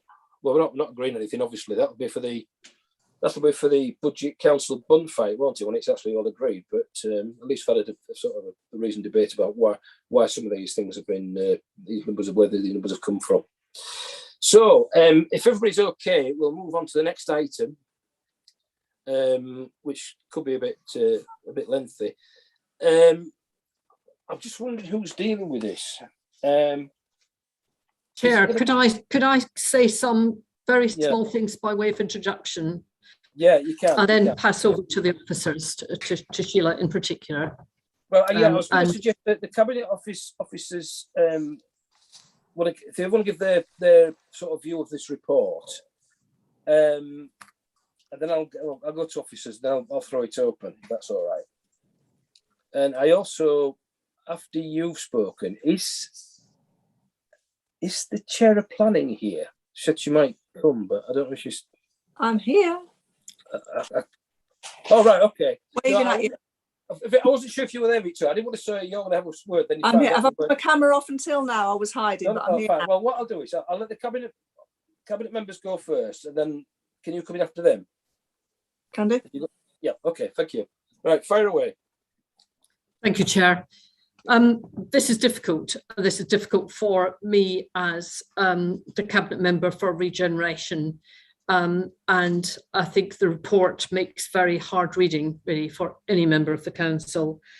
And I think there's no masking the fact that the decisions have been taken over the last 6 or 7 years have had the consequences of reducing the budget for the planning service. In addition, we have had the pressures created by the local plan and the preparation and indeed the delay of the local plan and the pressures that put on the service. Indeed, there are a number of very good officers in the service who have actually retired during the period of the preparation of the local plan. And in addition, of course, increasing demand created by the, within the last 2 years, created by the ending of stamp duty below a certain value. And then, of course, the pandemic and people working at home. And I think I used the phrase perfect storm in a previous council meeting in discussing this. And the review is one that we asked for, and Sheila will say a little bit about that in due course. But I wanted to ask you to, as a scrutiny committee, to look at this as part of what scrutiny does, which is basically help us on the journey to improvement, and scrutiny plays a part in that. And I won't disguise the fact that actually we do want to be open and transparent, which is why we commissioned the report and brought it forward. But actually solving the problems, the short-term problems, of course, have to be dealt with now and are already being dealt with. But the longer-term problems will actually take some time. And there are, within the report, some of the actions that are planned, laid out in that report. I just want to finish, Chair, by basically saying that actually within the report, it is important to note that we actually do have fantastically hardworking and dedicated and indeed competent officers within the planning service. They have been pressed, they have been harried from pillar to post, and they have really been on tremendous pressure of work, but actually they have continued to give their commitment to the council and worked under what's very, very difficult circumstances. So I say again, it's part of the journey for improvement. We understood the problems, we commissioned the review ourselves, we've been open and transparent about the difficult messages that have come forward, and we're now beginning that journey of improvement and resolving those issues. Thank you. Yeah, I mean, thanks for that. I mean, it is a pretty damning report, isn't it? I think I've got to ask. I mean, I've been in council meetings, and for the last maybe 18 months, 2 years, members have stood up and complained bitterly about planning, and it's kind of been just ignored. And then suddenly we've got a peer review, which has been about 6 months ago. Why have we waited so long? Why has it not been dealt with before? I don't want to make any excuses. We've had 3 directors of regeneration in that time. And I think to a degree, because of the pandemic, which has brought these things really into focus, I think there was a degree of fixing one problem at a time and managing a strong, as the report says, a strong culture of managing and getting through things, actually. And credit to Sheila and Neil as the new director in terms of saying, we can't just fix one bit and then another bit. Actually, pandemic exposed underlying structural problems, and therefore we need to do something more systemic and get things straight for the future. Okay, right. Victoria, do you want to speak, please? Hello, everybody. Thank you for the invitation to join you this evening. Some of you may know I became Chair of Planning in May, and by August I was in an interview with doing the peer review. So it's been a bit of a baptism of fire. But actually, as Jane said, really welcome this review. I hadn't appreciated just how much pressure planning we're in, and I think actually it's relating to how excellent the officers are, that they had managed to cope for as long as they did, and that they were so determined to make sure that things were just about okay, that they didn't sort of raise the flag to say we're not coping. And I'm really glad now that we're in a position that we can actually put the measures in place that need to be put in place to make sure that people are actually coping. They'll hopefully start to feel what coping should feel like, rather than this sort of constant ongoing firefighting.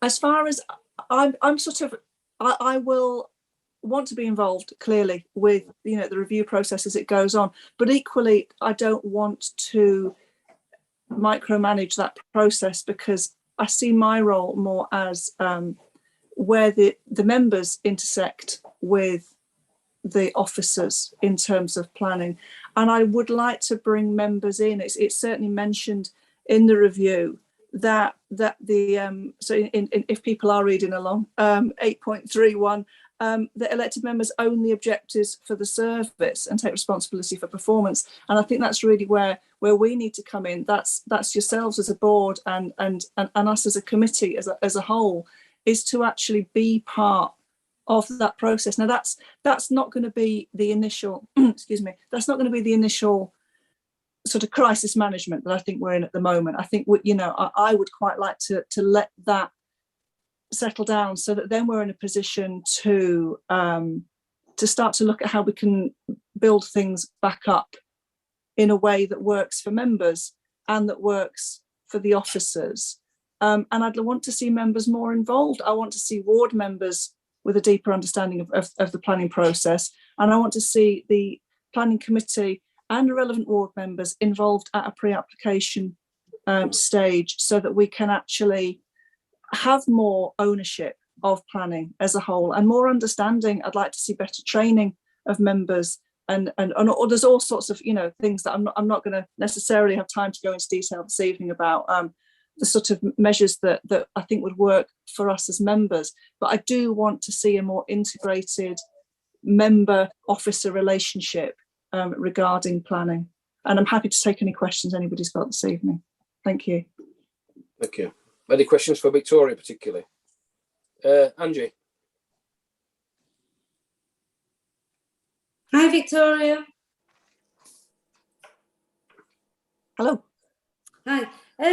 Just on that, what he's saying there, I totally agree with you in terms of members and members' involvement. However, I have been reading through this review, this very long review.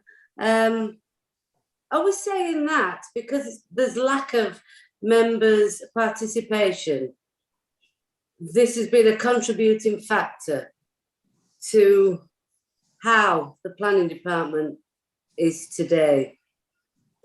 How has it got to this? Is it because lack of participation from members? I don't know if I'm in a position to say. It's clearly been struggling for rather longer than I've been involved. I think this is more about, I'm sort of looking forward rather than looking back, if you like. So the problems that have developed I'm sure there'll be people here with significantly more expertise into how they feel those problems have developed. But the relationship that I would like to see develop between members and officers, because planning is, I think we tend to just sort of see it as a necessary technical process.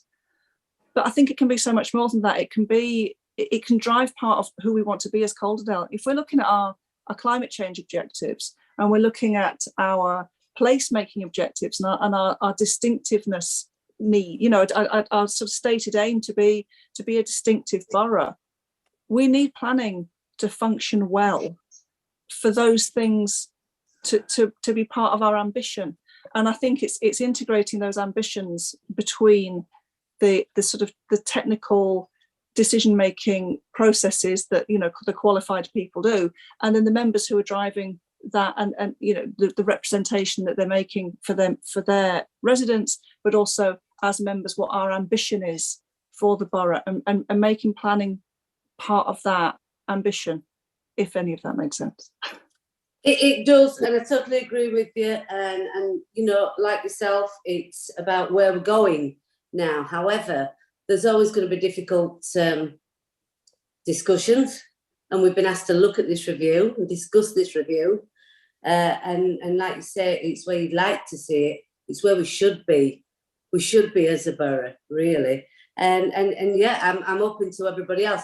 I just want to get certain clarities on members' involvement, where we were, what, you know, how we came to this, and where we see ourselves. So I'm just going to bob in and out in terms of, you know, as soon as I hear something jogs me my thoughts. So I'll be in and out.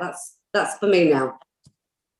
Well, that's fine, Angie, because I'm going to invite Sheila O'Neill and is Richard here as well to speak at some stage. Well, probably next. And while I'm doing this, I'm going to ask Mike to start working on some recommendations, because this is not a one-off sort of meeting. There's going to be a lot of monitoring going on following this meeting thing to make sure that what's recommended in this report or the problems that have been raised by it are dealt with. And we've got allocations of money, but we want to make sure that money is actually going to be used to resolve these problems rather than just brush them under the carpet. So Sheila, do you want to speak next? I will, Chair, if that's all right. And we do have a short presentation if that Richard will present if that's appropriate. So thank you, and thank you for your time in considering the report. It is very lengthy, and planning is a very complex and technical issue. And I have to just restate Councillor Porritt's comments around member involvement. It is so important that members are involved and engaged in influencing planning. It is about how we shape the place. It is one of the most important acts that the council undertakes, and it's our role as civic leaders to do that well. I can't comment other than I think Councillor Scullion summed up the reasons for why we've got here. There are a number of them. The profession, the planning service itself is in a period of flux. The amount of legislative change and policy change that is in the sector is phenomenal. We've had all those issues around COVID that Councillor Scullion talked about. We've had budget reductions over a number of years with increasing income targets. And I think my assessment is when I got here, and that will be a year ago next week, I have to say, when I got here, I wasn't aware that there was an issue in planning. And members will recall that we got the housing delivery test results in early February, and the Chief Executive, Robin Tuddingham, sent every member a letter to talk about just how serious the housing delivery test results were, and our role as council to make sure that we influence and drive forward housing delivery appropriately across the borough. When I looked at the housing delivery test and undertook some work with colleagues, including Richard and Heidi and others, what became apparent was that there were elements of the planning process that were not helping our housing delivery. And in conversations with Richard had identified some of these issues in the service. I think it's really important to say that officers were aware they were struggling. They were managing, they were stretching themselves as far as they could go. They were managing incredible workloads that are unreasonable by any measure, and certainly not benchmarking across other authorities. And Richard actually, in conversation with me, then went about appointing the Planning Officer Society, which we actually commissioned in March. So within weeks of getting the housing delivery test results and having those conversations, we were then commissioning that report. We thought that we needed that objective professional insight from people who go into other authorities and see similar situations. I have to say that I think there is no excuse for what's happening in planning or what has happened in planning, but there are lots of explanations. I have to say also that the comments about the commitment and dedication of the staff, I absolutely agree wholeheartedly. I have yet to meet a member of staff in the planning service who is not trying to do a good job, who doesn't want to do a better job, who doesn't feel really passionate and enthusiastic about working for Calderdale Council and enhancing the borough. And I feel absolutely committed. I can't tell you how excited we talked about how difficult this is and how challenging and what a tough read it is. It is tremendously exciting to think that we can take this service forward in the way that it should be delivered. It's not going to be quick and it's not going to be easy. There are things that we can do in the short term, but some of these are going to take a long time to resolve. It will involve bringing new staff in and supporting and training our existing staff to enable them to do the roles that they need to do, but also making sure that we've got caseloads that are deliverable, because the problem with the caseload system is that it just compounds. So the mountain was getting bigger and bigger, the delays are getting longer and longer, the complaints and the dissatisfaction grows. So you end up in this never-ending cycle where you're constantly just firefighting and nobody's happy. So Councillor Porritt talked about officers and members. We've got to think about our customers. So whether they're homeowners, just want to do an extension, whether it's a major developer or a business, we've got to have a consistent and credible service that we can offer, and success will breed success. So by the time we've implemented our improvement plan, we will be in a much better position to charge for our services and to do pre-app work with developers and be credible in that environment. And I just think it's a real opportunity. It's a shame that we are where we are, but the team are up for this. They're really, really keen to get moving and get the team where it needs to be. And we can pick up on the budget specifically, but Richard and I have spent a great deal of time in the last 6 months looking at exactly what we need in order to develop a service that is fit for purpose. And beyond that, a service that is excellent and that is recognised for doing fantastic work, and that we can say to our peers across planning in the rest of the country that actually we know what we're doing and we're making all of those changes that we need to make for both the housing delivery results, but also the climate change agenda, protecting our environment. We want to be at the forefront, we want to be innovative, we want to be leaders in that profession. And I think the team are really up for that. And I'll end there, Chair, if you like. I'm happy to take questions, but I know Richard's got things he wants to share too. Yeah, okay, well, thanks for that. I've actually got 4 hands up. People, your hands up. Are you happy to wait until Richard's spoken before you ask your questions? Is that okay? I know you're itching to go, but it's only right to give Richard but he's quite involved in planning, so it'll be helpful to hear what he has to say. So, Richard, wherever you are, I can't see you.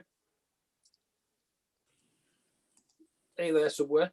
Speak to me. Yeah, sorry, I was muted. Don't worry. Were you on Teams or Zoom there? I know the feeling. Don't worry. Bear with me. Can one moment. Can I just say before you start, Richard? I've got about 4 hands up. I expect some more. So can you make it as I will do. Yes. Yes. So I will shoot through these slides as quickly as I can. So this is really just a very quick overview of the review. So it's important to recognise that, that there were strengths identified. You can see them here on this slide. I'll move on, but inevitably it's a review, so there is a focus on weaknesses. The weaknesses are identified over the next couple of slides, but briefly, poor performance against our comparator group of councils, delays in the validation stage, so that's the stage at the beginning of the process. The housing delivery test that Sheila referred to was clearly identified as an issue, and as were customer service and communications.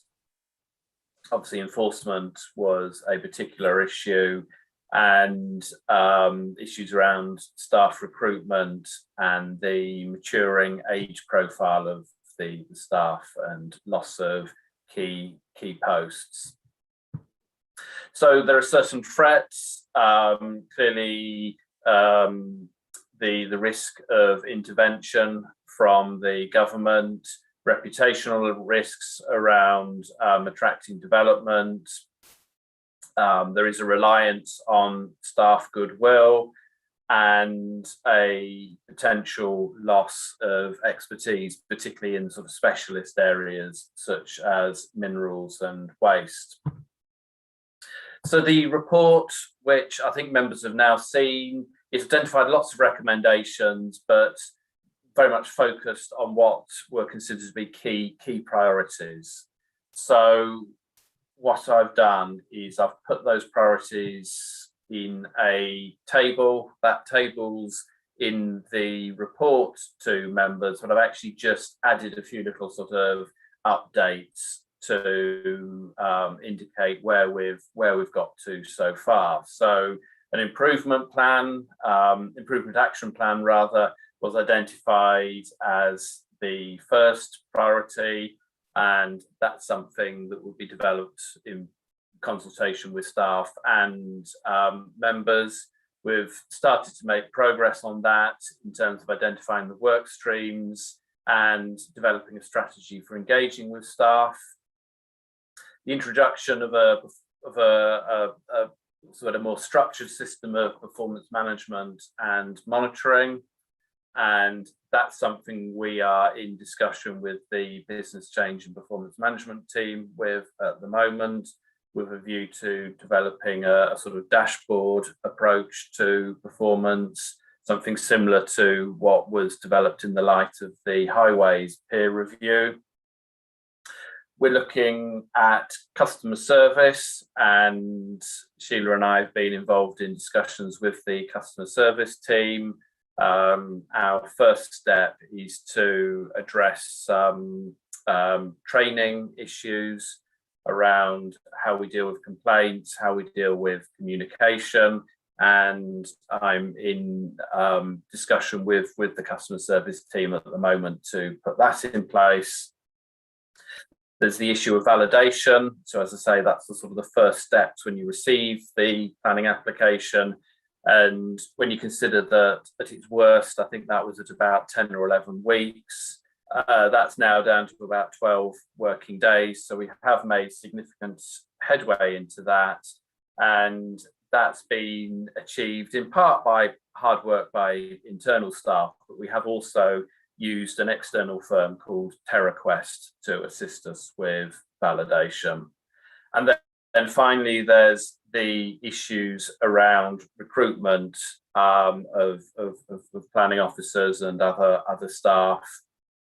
And clearly the consultation budget is critical to that in terms of providing the budget required for an acceptable establishment of staff.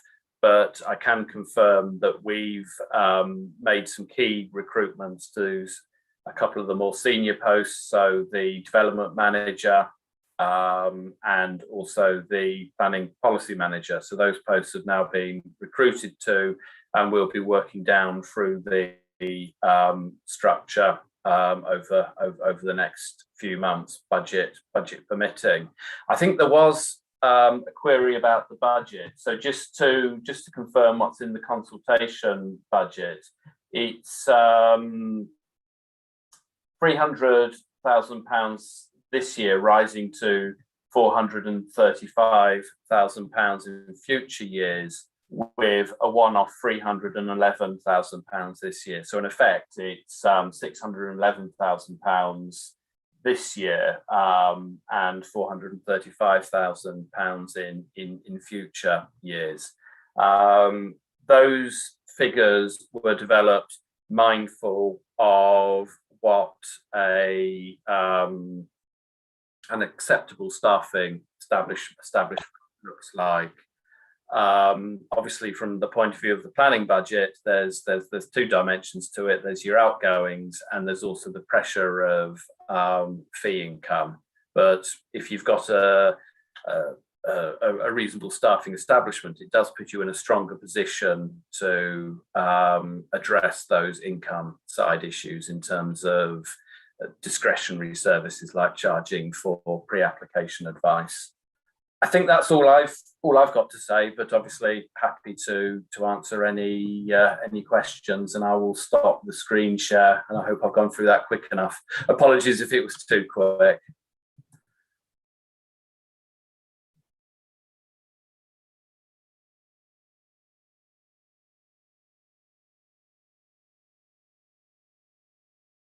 I think you're muted, Councillor Caffrey. So I'll start again. My apologies, Dave. I think you've had your hand up quite a while. So do you want to fire away? Thank you, Chair. This report did make depressing reading, although I wasn't fazed by it really, because I thought a lot of the problems I'd identified over the last few years were actually coming out in word and print. So I think we as a board should endorse all the recommendations that have been raised in this report, because I welcome them. Now, I've always thought enforcement was a bit of a weak link in the planning department, because they've been severely underfunded for years. And I don't know how the people who are still left actually managed to do it, because it's a thankless task, enforcement. But I've had more complaints over the last 12 months on planning than over the previous 10 years, which is amazing, really. So something has broken down pretty badly, but this is a way to fix it. And I think it's down to, it's been grossly underfunded for years, and they've been sort of mix and match and patch for the last 10 years. But now we've got to put some serious money into planning to make it a first-class service. Thank you, Chair. Thanks, Dave. I've got Sylvia and I've got Regan. I think Paul got you. Have you got your hand up? Or is it still an old one? It's a current one. So, Sylvia, do you want to go first? Stephanie, do you want to go first? Yeah, Stephanie, not Sylvia. Sorry, Stephanie. What did I say? Sylvia. Must be getting... Thank you, Chair. Right. I'd love to say, and I do agree with everything that Victoria said about the vision of the future involvement of members. I really look forward to that, I must say. What worries me that maybe it would sort of intrude upon the time of the officers, and I think we should avoid that as much as we possibly can. But I dare say that with the new ways of working and systems improvement, that might be overcome. As I say, I really look forward to greater involvement. Thank you. Paul.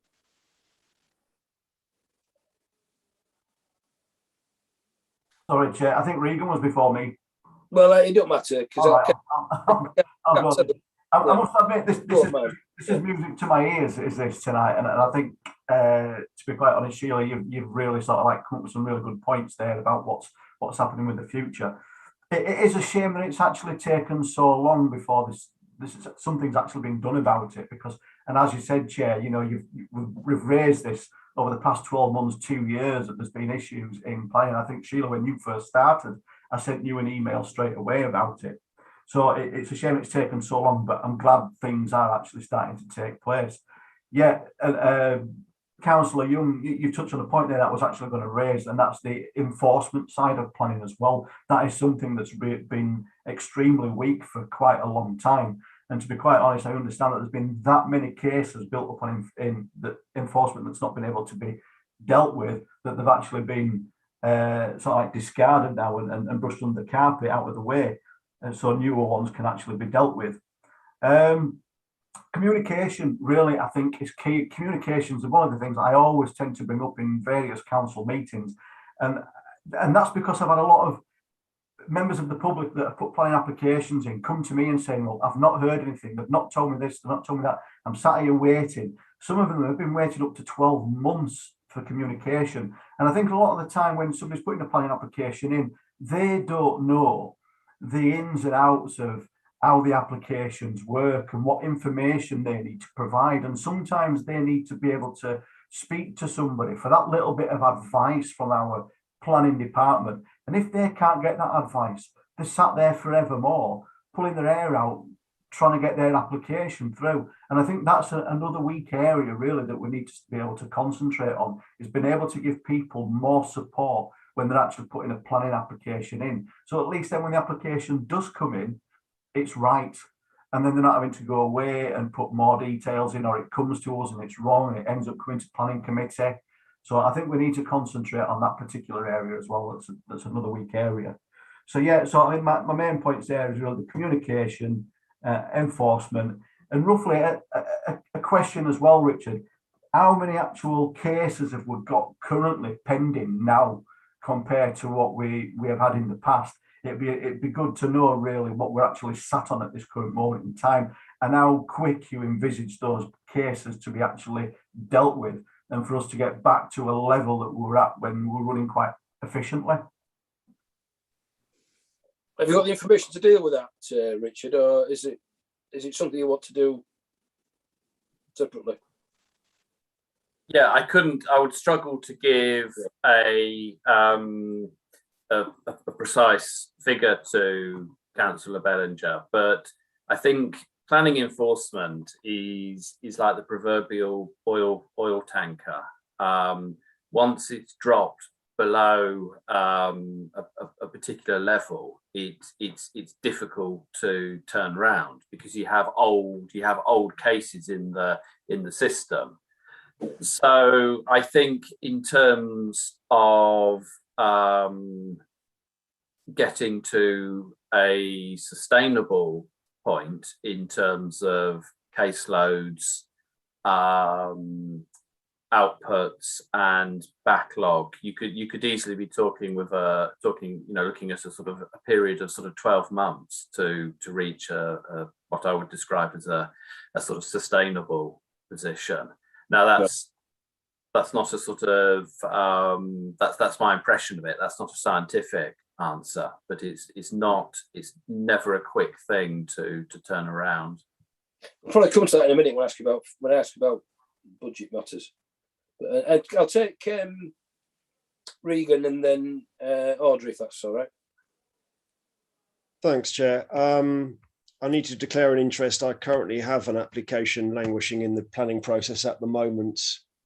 Yeah, I can confirm that Richard's point about it being 10 weeks. I've got an example of a development in Rastrick that hadn't been validated by early December, which went in on the 1st of July. Now, I'll be honest, I was going to go on for a full-on rant, but clearly time is against us. Other people have other things to say.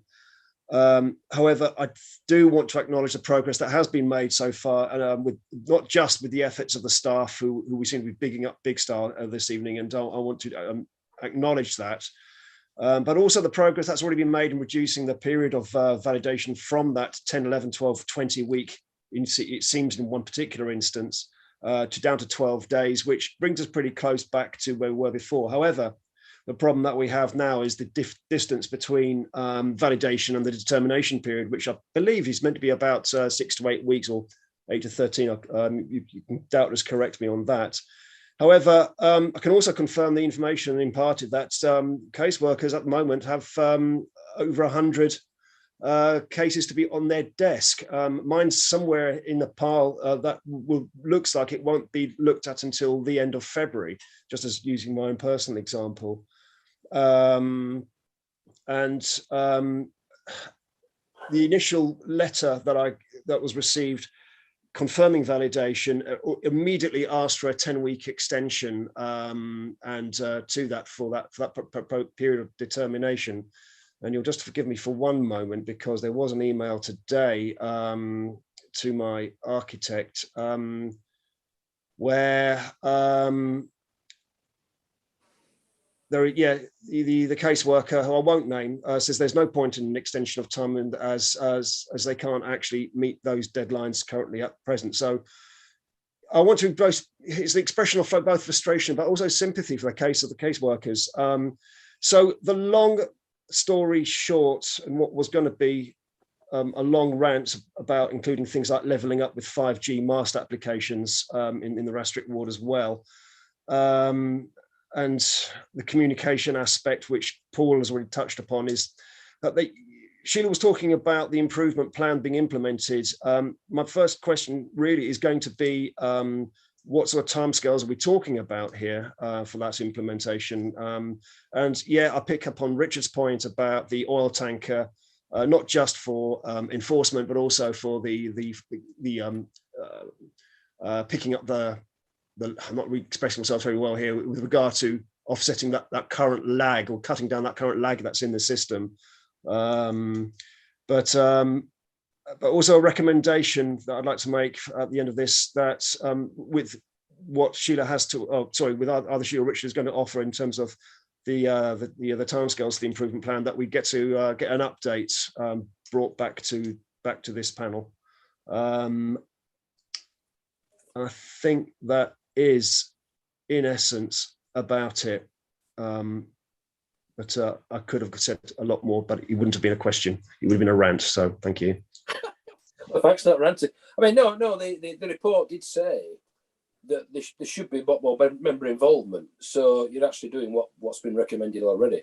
Yeah, can I just come back in on that one? So very quickly, the point I wanted to make, sorry, I'm really sorry about this, is that quite often it comes down to councillors to lend weight to objections. There's only a couple of instances I can think of where we're looking at positive contributions. Again, I'm thinking of two Rastrick examples where I would love to be able to get behind these developments. And yeah, it's nice to be positive, but don't get me wrong, I'm not uninvolved in the planning process in that regard, but quite often it's quite often, you know, as an objector in response to people's to my inbox. So yeah, thank you. Yeah, well, yeah, thanks for that, Regan. Thanks for that. And I say Mike's in the background putting recommendations together, so I'm sure we'll take into account what you've said. Audrey, I think you were next.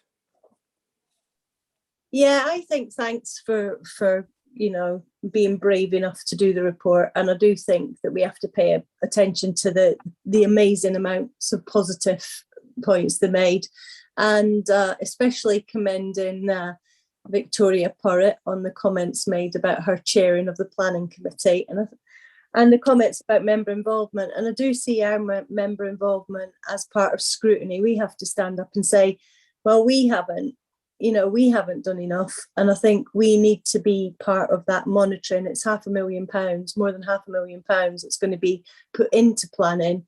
We need to make sure that, you know, that it's being used to move on with the action plan to reach the objectives that they're setting out. And I think, you know, yeah, we don't want to take up too much time, but at the same time, we do really need to all be together on this and move it forward, because yeah, I think Sheila's right, but loads of exciting things, and Calderdale's a brilliant place to work and live. So, you know, let's not put people off. Thank you for that. Andrew, have you got your hand up? I can't see. I have, Flower. You have? Chair. I have, Chair. Yeah, I think we're all just basically talking about the key priorities in one way or another in terms of validations of applicants, and we're talking about reviewing matters of urgency. And they're right at the beginning of the review. Can any of the officers tell me how far we are? How have these been implemented? You know, have we already started these key priorities?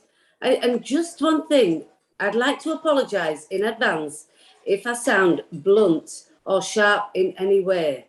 However, planning is a huge department, a huge important department. Who on earth kept the fingers on the lips in that department each and every time there were a cost cutting? I know we're talking about budgeting, but it's all down to finances and cost cutting. There had to be somebody in that department with the accountability to take that forward. There has to be. I know we're going forward, and I know it's all about learnings, but we are a scrutiny board and we should be asking these questions as well. Have we got somebody in that role now that is going to take full accountability in everything that's in the recommendations and the key priorities? Have we got somebody in place?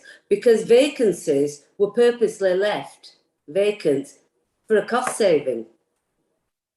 That's all I want to say. And I'm not being blunt. I'm just thinking that we shouldn't skirt about it. And it's, you know, nobody's questioning the members of staff, you know, their passion and the commitment to that job. But without that person accountable, their work just falls on deaf ears. And this is where we're at now. So upshot, key priorities, have we implemented them? How far forward are we? And have we got somebody with the accountability for that department? Chair, can I come in? Yeah, of course you can, yeah. Yeah. Chomping at the bit while Councillor's been speaking. Yeah, thank you for your comments. I'm absolutely more than happy to be accountable, as is Richard, I know that. And we're absolutely determined to see this plan through, to see that improvement. It is critical that we do. It's not a negotiable.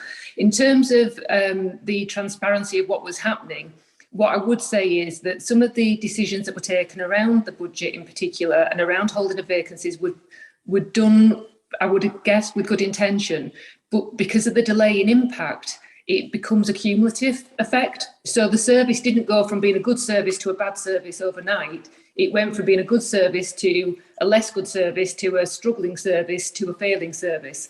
And I think we're right at the point where we've had to make a decision. I think if we'd left it any later, we would be in a really, really challenging position, and it would be reputationally damaging to the council. I think the one thing that we can all be grateful for is that the team and members, we've had full support, and I've briefed group leaders and I've briefed colleagues and CLT. Everybody is recognising that something has to be done.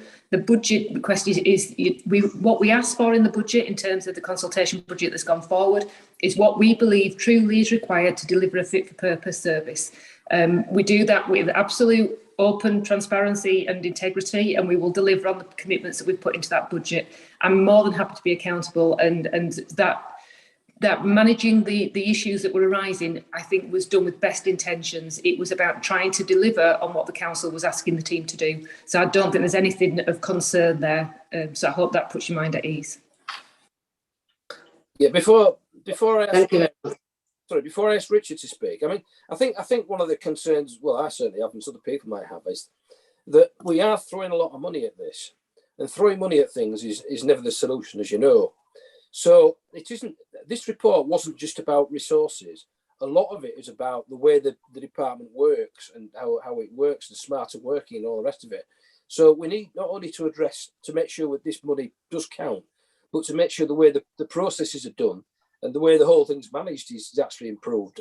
I'm just quoting from the report here. It's not, these aren't my particular views. So can somebody assure me that it's not just money going to be thrown at it? There's got to be some structural changes made to ensure that these are delivered. I'm sure when Mike comes up with recommendations, let's be part of it. But it's pretty crucial that if this money's going, it's not a small amount of money. It's significant that it's going to work. Thanks, Chair. I will let Richard comment. I'm sure he wants to come in, no doubt. But I think it's important to note that the investment in the budget takes us back to the position almost exactly that we were in 5 years ago in terms of the resourcing of the service. And in that time, the workload has increased. So I think what we're looking at is introducing efficiencies as well. We haven't sat and said, oh, the service is failing, what on earth do we do? Let's wait until we can get some budget investment. The team have been looking at how they can triage, how they can move things through more quickly. We've appointed TerraQuest to do some of that backlog work. So we've been working as proactively as we can. And that balance that you've picked up, particularly around enforcement, but you remember last year we came and talked to you about the progress on the local plan. That balance in between the plan making that the planning service has to do, the management of applications and development management and enforcement has been so tricky. And I have to say, and I know Councillor Dickinson, you talked about bigging the staff up, but Richard has worked tirelessly. He's been managing that whole process. He's been managing the teams at a period of really challenging delivery. And he's worked alongside me absolutely without fail. He's done every single task I've asked of him quickly, responsively and fully to secure the budget investment. I mean, it's absolutely critical we get that. And we've dedicated as much time as we could to put in what we believe is a really robust case to give members the confidence that what we are saying we will do and deliver.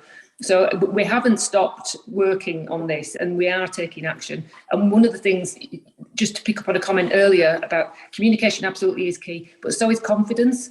And the confidence of the officers has been really damaged because they've hunkered down. So when we talk about the messaging that goes out and the emails that Councillor Dickinson referred to, That's all of the behaviour change that you see from a pressure under service. That is what we need to work on changing. And so I met with Tony Kershaw, who was fantastic yesterday. It was a breath of fresh air about, we can't avoid customers. We need to communicate with them clearly.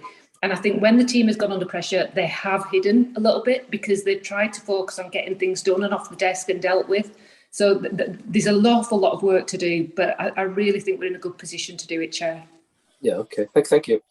Just before I bring Richard in, Mike, how are we doing with the recommendations? Are we getting somewhere with them? Just so I can get them on chat sometime before, well, we're running out of time, so ASAP. Yeah, thank you, Chair. We can put some draft recommendations in the chat. Just need to say that obviously an important matter like this, I've had discussions with Sheila and with Richard during the process of planning this item, and I'd like to thank them for being really helpful on that. And obviously, Councillor Caffrey and Councillor Smith, as the Deputy Chair of the Board, have had discussions as well. So I wouldn't want members to think that I'd just crafted these recommendations myself over the last hour. They arise from discussions between the Chair and Deputy Chair, and following on from those discussions with Sheila and Richard in particular. So I'll forward them to Fazana, who'll put them in chat. But Chair, you may towards when members have all had their say, ask me to perhaps go through them very briefly. Yeah, sure. I'll just bring, while you're doing that, I'll just bring Richard in because he's obviously wants to reply. Thanks, Richard. Thank you. Yes, I was just going to probably in response really to some of the points that were raised by Councillor Gallagher. I think figure 1 of the written report is quite a useful indicator, sort of demonstrating why we've ended up in the situation we have, and you can see the sort of the dual challenges of a rising income budget over the 5 years of that plan, over the 5 years of that graph, and a reducing staffing budget. And you can see that essentially we managed to sort of broadly achieve that growing income and reducing staff budget.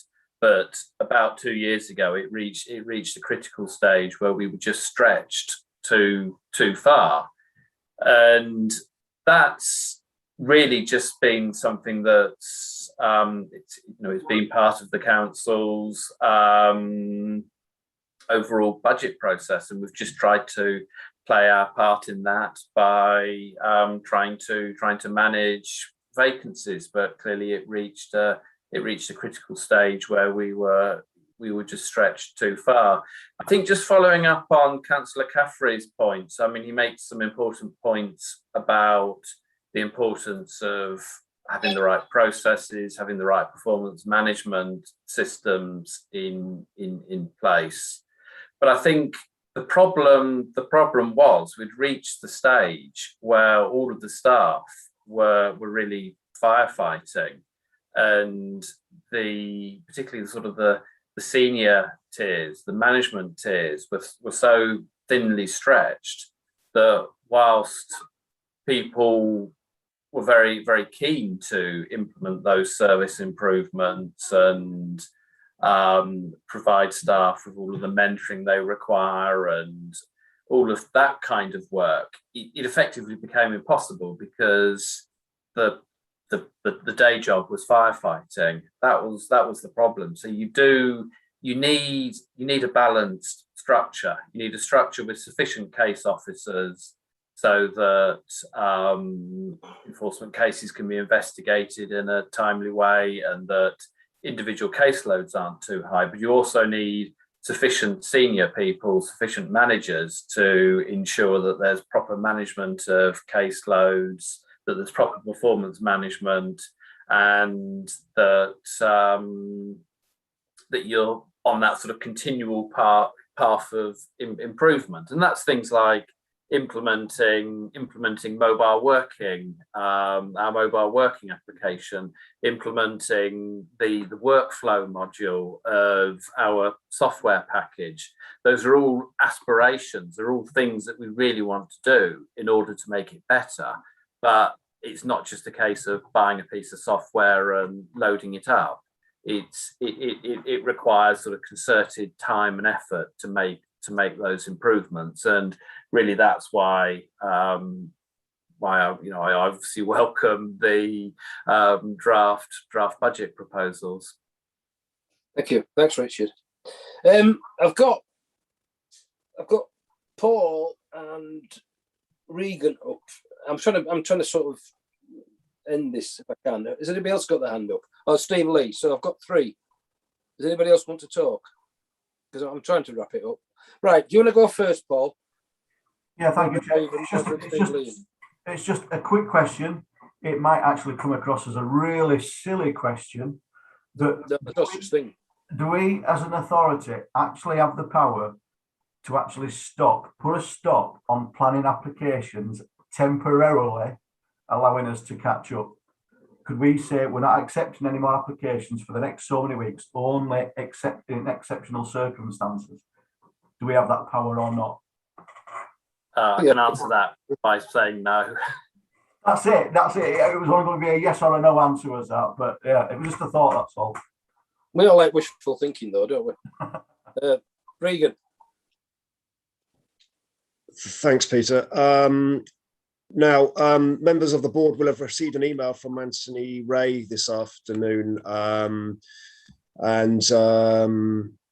I don't know whether that made its way across to any of the officers as well.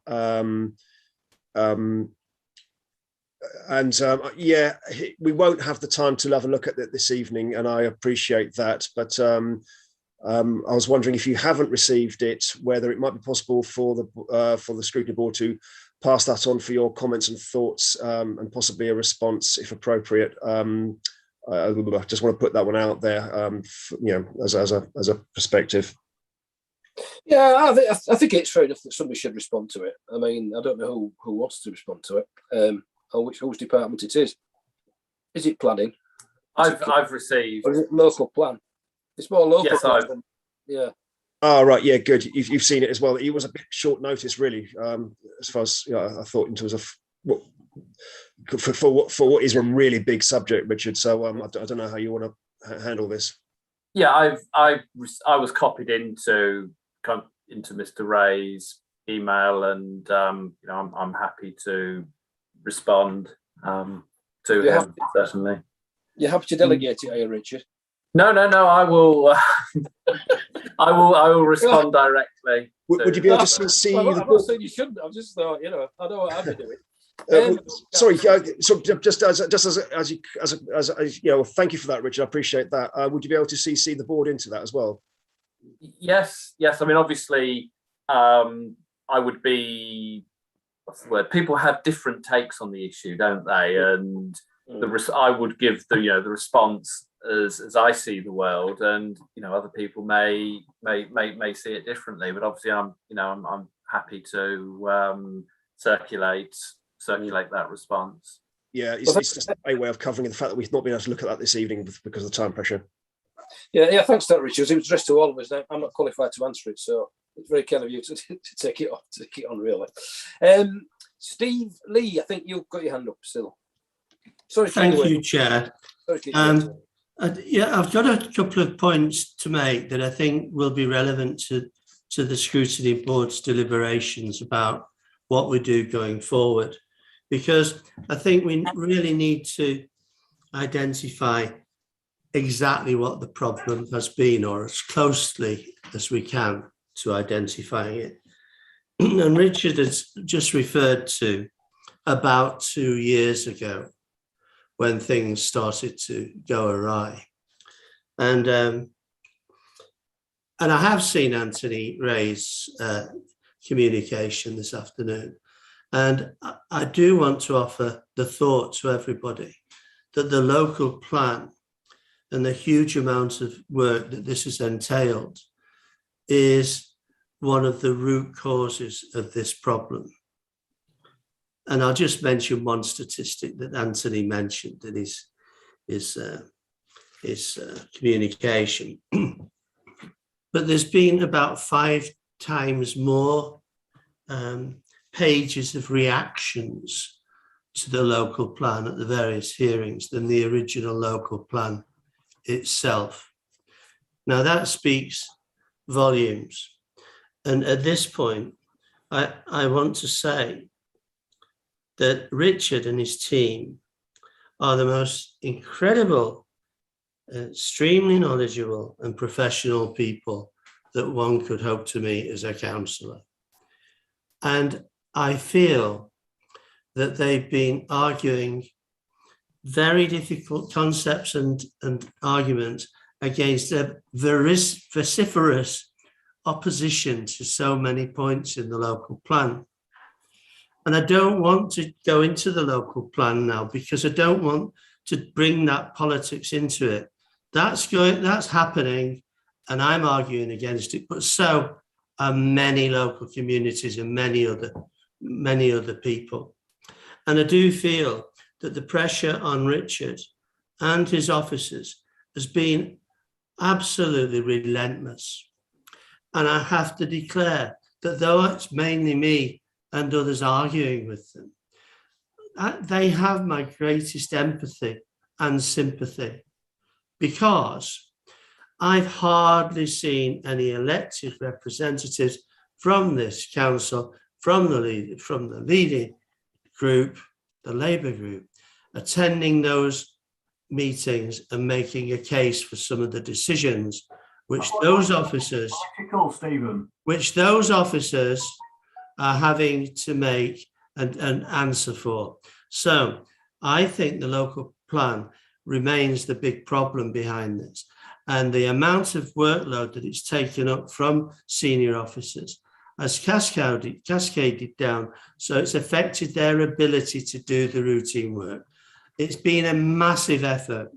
So if in your deliberations, I urge you to consider, okay, we can throw money at all sorts of things, and I agree with Councillor Caffrey's comments earlier.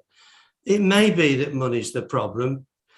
Pretty easy to say that and define it as the problem, but it might not be about the money. That department has the potential to work tremendously efficiently without the extra burden it's had, particularly in the last 2 years.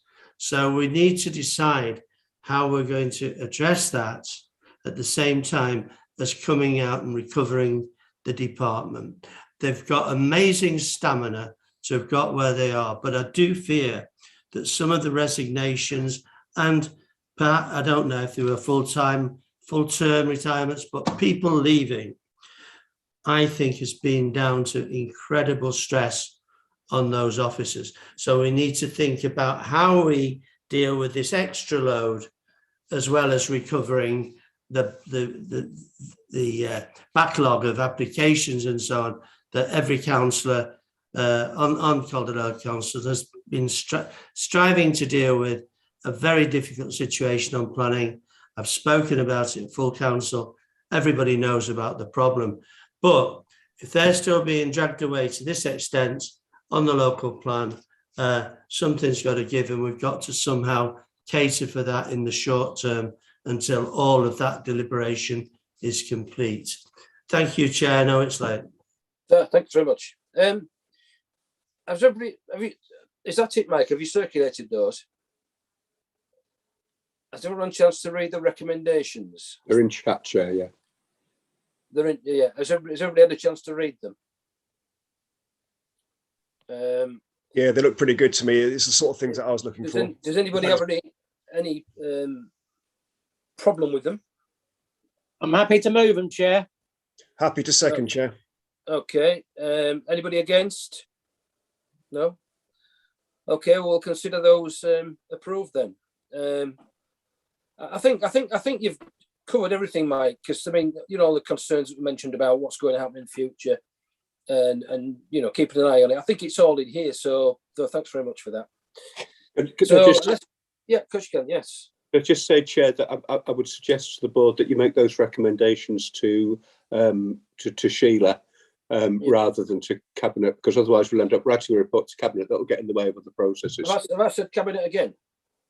Instead of No. I was just being explicitly that right, unless Cabinet wishes to have a report from Scrutiny about the peer review, as well as other reports about the peer review. In terms of formalising it, sorry Sheila, I'm sending these to you. All right. In terms of formalising it, do we need to actually? We don't have to actually read these out, do we? Or do we? I don't know. If we put them in the minutes, does that suffice? I don't know who's in charge of protocol.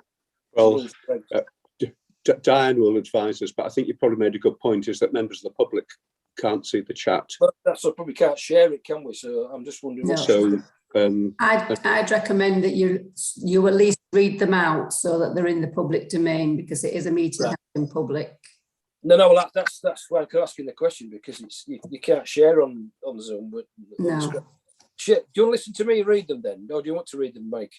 I'm quite happy to read them. But does it work if Fasana is able to? If Fasana shares her screen, does that put them in the public? Well, yeah, to be on YouTube. That's what I said. Can we share the screen? I don't know if we can. I don't know. I don't know. Shall I read them out, Chair? It'll only take a couple of minutes. Yeah, read them out. Yeah, please. So the recommendations are to the Director of Regeneration and Strategy. The Scrutiny Board welcomes the decision of the Head of Planning to commission a peer review. 2, the Board acknowledges the efforts and professionalism of staff in the Planning Department and thanks them for their efforts. 3, the Scrutiny Board finds the report of the peer review very helpful and recommends that the Planning Service accept all the recommendations of the report and takes immediate steps to implement all the recommendations of the report. 4, the peer review recommends that reports should be submitted to the Scrutiny Board on a quarterly basis. The Board welcomes the recommendation and will schedule items into the work programme for March, July, October 2022 and January 2023. The Scrutiny Board will decide in January 2023 whether quarterly reporting needs to continue. In March 2022, the Scrutiny Board will consider progress on those items identified by the peer review team as requiring immediate action. In July 2022, the Scrutiny Board will consider the improvement plan in response to all the recommendations that will have been prepared and adopted by Cabinet. In addition, the Cabinet Member for Regeneration and Strategy and the Director of Regeneration and Strategy are asked to meet informally with the Chair and Deputy Chair of the Scrutiny Board every 2 months, so that the Chair and Deputy Chair can be given timely information about progress of the implementation plan. This will help them, the Chair and Deputy Chair, decide the content of regular updates to the Board at its formal meetings. It may be helpful for the Chair of Planning Committee to be invited to join those discussions. The Scrutiny Board agrees with the proposal that an improvement plan should be prepared by June 2022. Given its importance, the Scrutiny Board recommends that the improvement plan should be adopted by Cabinet in June 2022. The Scrutiny Board believes the public have a right to read the peer review report and so requests that it is published on the Council's website immediately. The Board recommends that Governance and Business Committee reviews the terms of reference of Planning Committee with a view to explicitly including consideration of regular monitoring reports on performance enforcement and appeal decisions and on the performance and operation of the Council's planning service. The Board will also monitor the use of additional budget if that increase is approved by, sorry, it should say, I've put Cabinet in the text, it should say Council.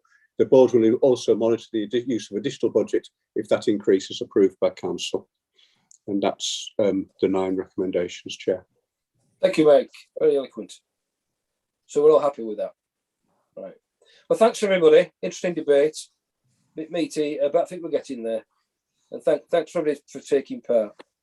We'll quickly move on to the work plans. Those who don't want to listen to this can sign out. But thanks very much.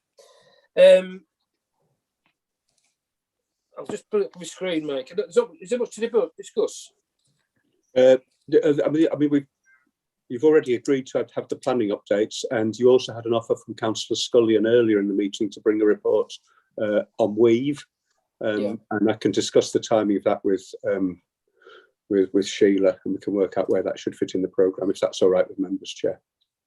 Yeah, we've got. Voluntary set. Yeah, transport. Yeah, okay. Is everybody all right with that? I've lost you all. Is everybody okay with that? No dissenters? Right. Yeah, no, fine. Yeah. Yeah, well, thanks very much, everybody. Sorry I've run over, but these things happen.